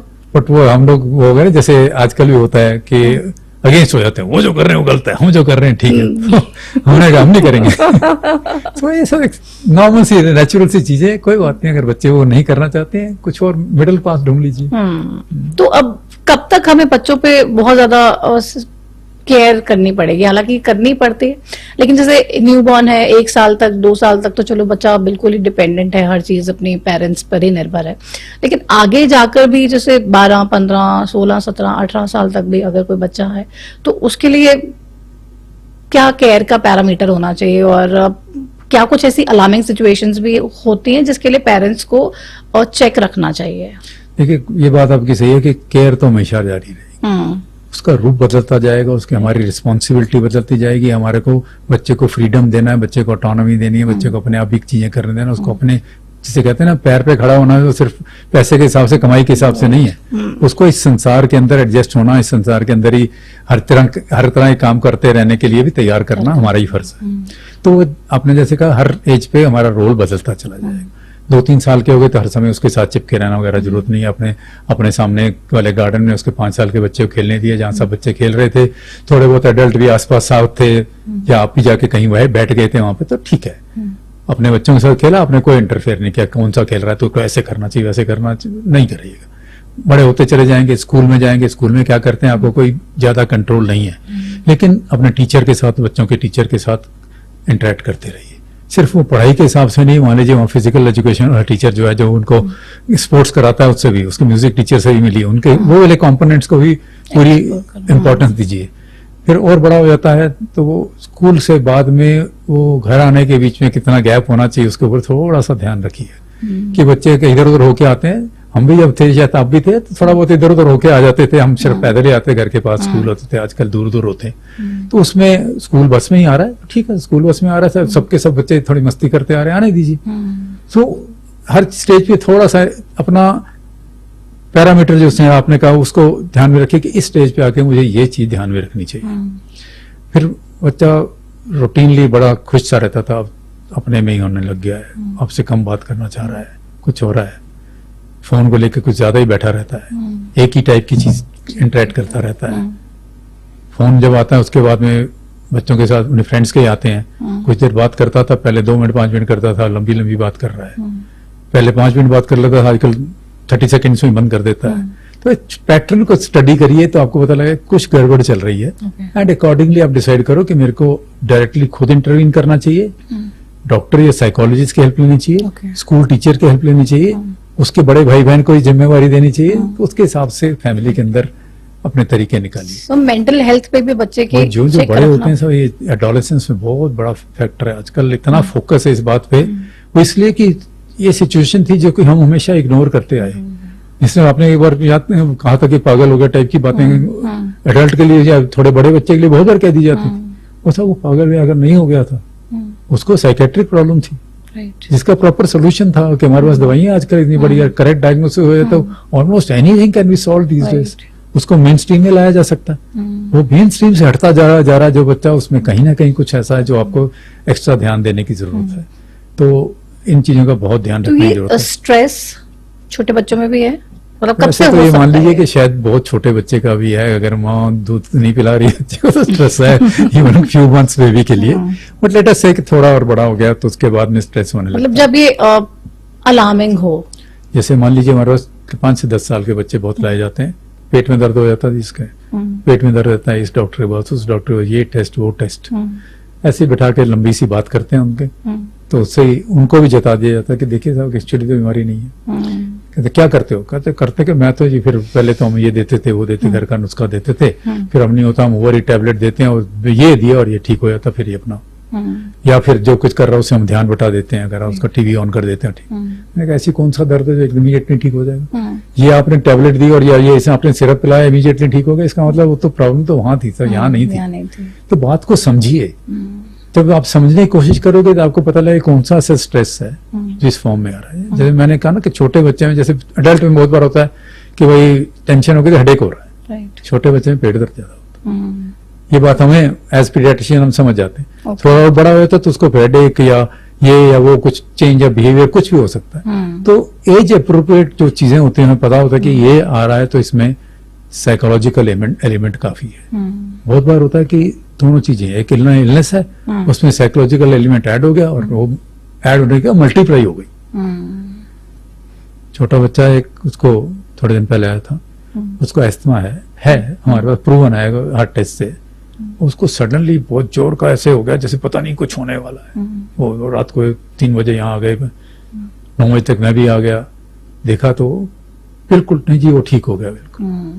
हमने कहा ठीक हो गया, अच्छी बात है, वो बड़ा बच्चा था तो हमने उसको टेस्ट भी करा दिया ब्रेथ का, जिससे पता चल गया कि इस समय उसको कुछ नहीं है। जब वो था उस समय भी उसका हार्ट रेट वगैरह ब्रीदिंग रेट नहीं बढ़ा था। एक्चुअली क्या हुआ था, उसका उस दिन उसका एग्जाम था जिसके लिए शायद वो प्रिपेयर नहीं था, उसको पैनिक अटैक हो गया। तो हमारे साइकोलॉजिकल कई बार दोनों चीजें जुड़ के आती हैं। अगेन हमको टीज आउट करना है, दोनों को अलग अलग करने की कोशिश करनी है, एज ए होल पेशेंट को देखना है। ऐसी सिचुएशंस को डील करने के लिए पेरेंट्स भी कुछ कर सकते हैं क्या, मतलब like regular communication with the child? बहुत बड़ी बात, वही बात है ना कि पेरेंट ही आजकल इतना बिजी है, किसमें और कुछ नहीं तो व्हाट्सएप में बिजी है, वो इंस्टा में बिजी है। ये चीजें को अपने आप को रोकिए। इवन रात को खाना भी अगर सब साथ बैठ के खा रहे हैं तब भी लाइक फोन पे सब बिजी हैं। बहुत सी जगह पे, बहुत से फैमिलीज में ये है, जैसे हम लोग डॉक्टरों के फोन कभी बजते रहते हैं कि रूल हो जाता है कि सब फोन सब अलग रख के बैठेंगे, जब खाने में बैठेंगे बजने तो बज फोन भी रखवा देते हैं घर वाले। मैं ढीठ नहीं रखता हूँ, लेकिन खैर छोटे बच्चे आजकल मेरे पास नहीं है, लेकिन बहुत अच्छी आते हैं इस तरह की कि इस समय हम ये कर रहे हैं, मान लीजिए कुछ खेल रहे हैं, कुछ सब लोग मिलकर खेल रहे हैं, इस समय फोन से हमारे अलग पड़े हैं ताकि वो बज के शांत हो जाएंगे, साइलेंट पे कर दिए। जब हमें बाद में होंगे हम देख लें किसको रिस्पॉन्ड करना है वापस, किसको नहीं करना। राइट। तो ये बहुत अच्छे तरीके हैं अपने आप को सबके साथ मिला के रखने के लिए। कॉमन चीजें ढूंढिए जिसमें बच्चे का भी इंटरेस्ट होगा, नहीं तो जल्दी से जितना बड़ा होता जाएगा उसका इंटरेस्ट चेंज होता जाएगा। और मतलब ऐसा भी होता है कि जब बच्चा जितना बड़ा हो रहा है पेरेंट्स से वो उतना ही दूर होता जाता है, मतलब पेरेंट्स से वो कट ऑफ होके फ्रेंड्स या वो दूसरे लोगों से सोचता है कि शायद वहां पर मुझे ज्यादा मेरी बात सुन रहे हैं, समझ रहे हैं। पेरेंट्स से बच्चा कट होते मैंने बहुत बच्चे देखे हैं। नेचुरल चीज है, एक लिमिट तक होना ठीक भी है, उसको भी इंडिपेंडेंट होना है। राइट। आपने उसको हर समय उंगली पकड़ के नहीं चलाना है। लेकिन वही बात है कि जब टोटली कट ऑफ हो जाए, आपको लगे कि वो अपनी बात आपसे बिल्कुल नहीं बता पा रहा डायरेक्टली या फ्रेंड के थ्रू या बड़े भाई के थ्रू या, तो भी यानी कि कुछ गड़बड़ है। राइट। फिर आप कोशिश कीजिए अब वापस अपना तालमेल लाने की। सो अब डीवॉर्मिंग कितनी जरूरी है, बच्चों को करना चाहिए और कब तक करनी चाहिए? डीवॉर्मिंग का जो हमारे पास डेटा है जिसके हिसाब से हमने ये सब कुछ हुआ था कि दिल्ली में आपको पता है कि स्कूल्स में डे फिक्स कर दिया गया था कि सब बच्चों को दिया जाएगा। एक टैबलेट थी जिसको एक सिंगल टैबलेट देनी होती है, साल में एक बार दे दो, 6 महीने में, चलो साल में एक बार दे दो काफी है।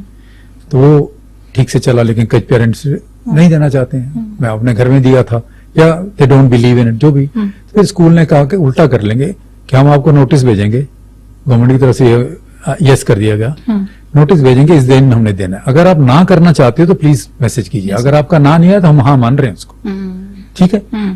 तो जब होता यह है कि मान लीजिए मेरे अंदर जर्म्स है, मेरे पॉटी में उसके एग्स निकल रहे हैं, वो इधर उधर जाके चीजों में मिल जाते हैं, वही एक से दूसरे को मेरे में वापिस आते हैं, फैमिली में या फ्रेंड्स में, या आगे बढ़ते चले जाते हैं। अगर हम पूल को ही कम कर देंगे, जितने हैं 70% ने वो टैबलेट खाई तो 70% पूल कम हो गया ना एकदम से, तो एक से दूसरे को फैलने का चांस कम होता गया। अब ऐसा लग रहा है कि हमारे देश में भी काफी अच्छा असर आ रहा है इनका, और टोटल हाइजीन बेटर होते जाने का। जो हम साफ पानी पीते हैं वगैरह, उनसे बहुत फर्क पड़ता है। हर चीज गंदी चीजें खेलते नहीं है, इसको मुंह में नहीं डालते हैं वगैरह, इन चीजों से फर्क पड़ रहा है। तो डीवर्मिंग अगर अभी हम कुछ सालों और करते रहें, और भी जाके सिटीज में करें, वो जहां जहां हो सके करें। स्कूल से बहुत अच्छा तरीका है मेरे हिसाब से। तो मतलब बड़ों को भी करनी चाहिए? बड़ों को भी अभी करनी चाहिए, लेकिन शायद उतना जरूरी अब ना रह गया हो, क्योंकि हम लोग हाइजीनिक हो जाते हैं। और बड़े जैसे जो अर्बन लोग हैं, वो गाँव में अभी भी, चलो गाँव वालों में भी इतना सफाई बहुत अच्छी होती है। सबसे बड़ी हमारे जो स्लम्स है ना, वहाँ कमी है हमारी। जो वेल टू डू है उनका भी ठीक है, जो वहाँ पे क्राउडिंग बहुत ज्यादा है, पानी अच्छे से नहीं आता है, वो ऐसा वैसा पानी पीना पड़ जाता है, वहाँ पे खाने में भी हाइजीन नहीं है, वहाँ ज्यादा ध्यान देने की जरूरत है। ओके। अब with more than 35 to 40 years of experience, doctor Chugh, आप अपनी पर्सनल जर्नी से हमारे व्यूअर्स के साथ क्या वो मंत्रा शेयर करना चाहेंगे जिससे कि एक कॉन्फिडेंट हेल्दी चाइल्ड वो रेज कर सके? 2-3 बातें कहेंगे। एक तो पहले कि भाई पहले ना बच्चे के साथ प्यार जो होता था वो नेचुरल सा होता था, कि सब लोग इकट्ठे ही बैठते थे, इकट्ठे ही रहते थे, और अपने बच्चे को गुस्सा भी कर दिया, थप्पड़ भी मार दिया। आजकल अलाउड नहीं है, लेकिन एक तरह का हमारा बहुत अच्छा जोड़ रहता था, कनेक्शन रहता था, जैसे आजकल के बड़े फैंसी वर्ड्स यूज किए जाते हैं इनके लिए, बट वो नेचुरल तरीके से हटता चला जा रहा है। उसको किसी ना किसी तरह, जैसे हमने डिस्कस किया, शॉर्ट पीरियड्स के लिए ही सही मेंटेन रखिए, किसी ना किसी तरह बनाए रखिएगा। दूसरा कंपोनेंट है हमारे बच्चों के न्यूट्रिशन का। पहले हमारे पास ना ये बिगड़ी हुई चीजें होती ही नहीं थी। अगर घर में मान लीजिए मैंने कहा मेरे को कोई चीज चाहिए, चीज लेके दो, तो वो घर के आसपास वाला आता था, वो मूंगफली और चने लेके घूम रहा होता था, माता जी को लेके दे दी, पिताजी लेके दे देते। हाइजीनिक चीज थी, न्यूट्रिश चीज थी, कुछ गलत चीजें थी ही नहीं। अब बिकॉज ऑफ एडवर्टीजमेंट, पैकेजिंग, इतनी चीजें इतनी अट्रैक्टिव हो गई हैं कि हमारी ड्यूटी है बच्चे को करेक्ट चीज की तरफ ले जाना, और जब जब हो सके एज अप्रोप्रिएट तरीके से उसको सिखाना कि ये अच्छा नहीं है। अभी एग्जांपल दिया जाता है कि आलू के चिप्स, एक आजकल के बड़े फैंसी पैकेट्स आते हैं, उसके अंदर एक कंपनी वाला बेच रहा था, एक्स अमाउंट बेच रहा था, बड़ी अच्छी कमाई कर रहा था। उसने एक एक्सपर्ट को किया, मैं इसको डबल करना चाहता हूँ। उसने देखा उसका जो आलू के ऊपर बड़े सुंदर से चिप्स छपे हुए थे, सॉरी पैकेज के ऊपर, उसने कहा जी इसको टोन डाउन कर दो, आप ये ब्राइट फिनिश को ना मैट फिनिश कर दीजिए, और बाहर आलू के चिप्स ने आलू दिखाई। अब वो चीज जो है ग्लेरी नहीं लगती है। आलू तो हाइजीनिक चीज है, आलू तो न्यूट्रिशियस चीज मानी जाती है हमारे माइंड में, चिप्स गलत माने जाते हैं ना। अब चीज की फोटो छापी क्यों रहे हो? डबल हो गई सब उसकी कमाई। तो अपने को, बच्चे को, ये अपने को पहले समझिए कि लोग कैसे हमारे साइकोलॉजी पे काम कर रहे हैं, कैसे हमें बुद्धू बना रहे हैं, और फिर अपने बच्चे को साथ साथ सिखाने की कोशिश कीजिए। ये जैसे हमारे सामने हुआ ना, जैसे आप कह रहे मेरे डिकेड्स ऑफ, तो ये चीजें बदली हैं। हमने अगर अडेप्ट नहीं किया तो फिर हम बच्चे को भी वही अपने जमाने की बात थी, फिर हम कहते रहे मेरे टाइम पे ये होता था, मैंने ये किया था। एक लिमिट तक कीजिएगा, वक्त बदला हुआ है। ठीक है, आपस में बैठिए, अपने बराबर से उसे बात कीजिए, मेरे जमाने में ये होता था, आजकल देखो क्या हो रहा है, चलेगा। लेकिन बच्चे के सामने एक लिमिट तक ये बात कीजिए, वो नहीं अच्छा लगता उनको। यानी कि उनके माइंड को भी समझने की कोशिश कीजिए, उनके साथ रहिए। हमने इस बात को कहा कि एडोलेसेंस एज ग्रुप जो है काफी ज्यादा ध्यान देने वाला है, उनके ऊपर नजर रखिए, बांध के मत रखिए। हर चीज की एक लिमिट है, आपके बांधने की भी, उनके फ्रीडम की भी। तो मतलब वो बैलेंस कहते हैं कि हर चीज में बैलेंस बना के रखिए। और फिर हमने उसकी बात की थी कि अपनी वैक्सीन वगैरह का बहुत ध्यान रखिए, विश्वास रखिए। मैं बार बार हर एक से कहता हूं कि अगर हमारे इंसान ने कोई सबसे बड़ी खोज की है जिससे इंसान को फायदा हुआ है, वो वैक्सीन है। तो बहुत शुक्रिया डॉक्टर साहब इस तमाम चर्चा के लिए। बहुत सारी यूजफुल बातें इस पॉडकास्ट में हमने साझा की, और वो कोशिश की कि जितने ज्यादा टॉपिक्स हम कवर कर सकें। और थैंक यू सो मच। मुझे भी अच्छा लगा बात करके आपसे। उम्मीद करता हूँ कि जो व्यूअर्स होंगे आपके, वो भी इससे फायदा उठाएंगे। Thank you so much. Thank you. So ये बातचीत आपने सुनी डॉक्टर शुग, जो लगातार इस फील्ड में एज अ पीडियाट्रिक डॉक्टर, और न जाने कितने बड़ी जिम्मेदारियां उनके कंधों पर हैं, और 35 से 40 साल का एक्सपीरियंस है। और डॉक्टर साहब कह रहे हैं कि हर बच्चा स्पेशल है। पेरेंट्स को अपने बच्चे से बहुत ज्यादा एक्सपेक्टेशंस भी नहीं करनी चाहिए, बहुत ज्यादा बांध के भी नहीं रखना चाहिए, और सबसे ज्यादा जो केयर करनी चाहिए, जो सबसे ज्यादा ध्यान रखना चाहिए, वो बच्चे की एडोलेसेंट एज में रखना चाहिए।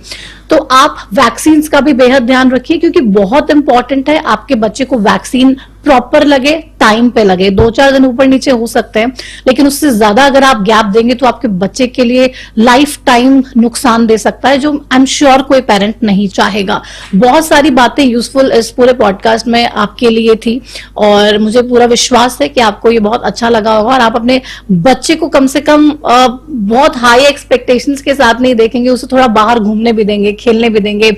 हर माँ बाप को अपने बच्चे से बहुत ज्यादा उम्मीदें होती है, लेकिन उसका ख्याल रखना और कैसे ख्याल रखना, ये सबसे ज्यादा इंपॉर्टेंट है। और यही तमाम चीजें हमारे साथ डॉक्टर साहब ने इस पॉडकास्ट में साझा की। फिलहाल मेरे साथ इस एपिसोड में इतना ही। मुझे दीजिए इजाजत। आप देखते रहिए हरियाणा न्यूज। नमस्कार।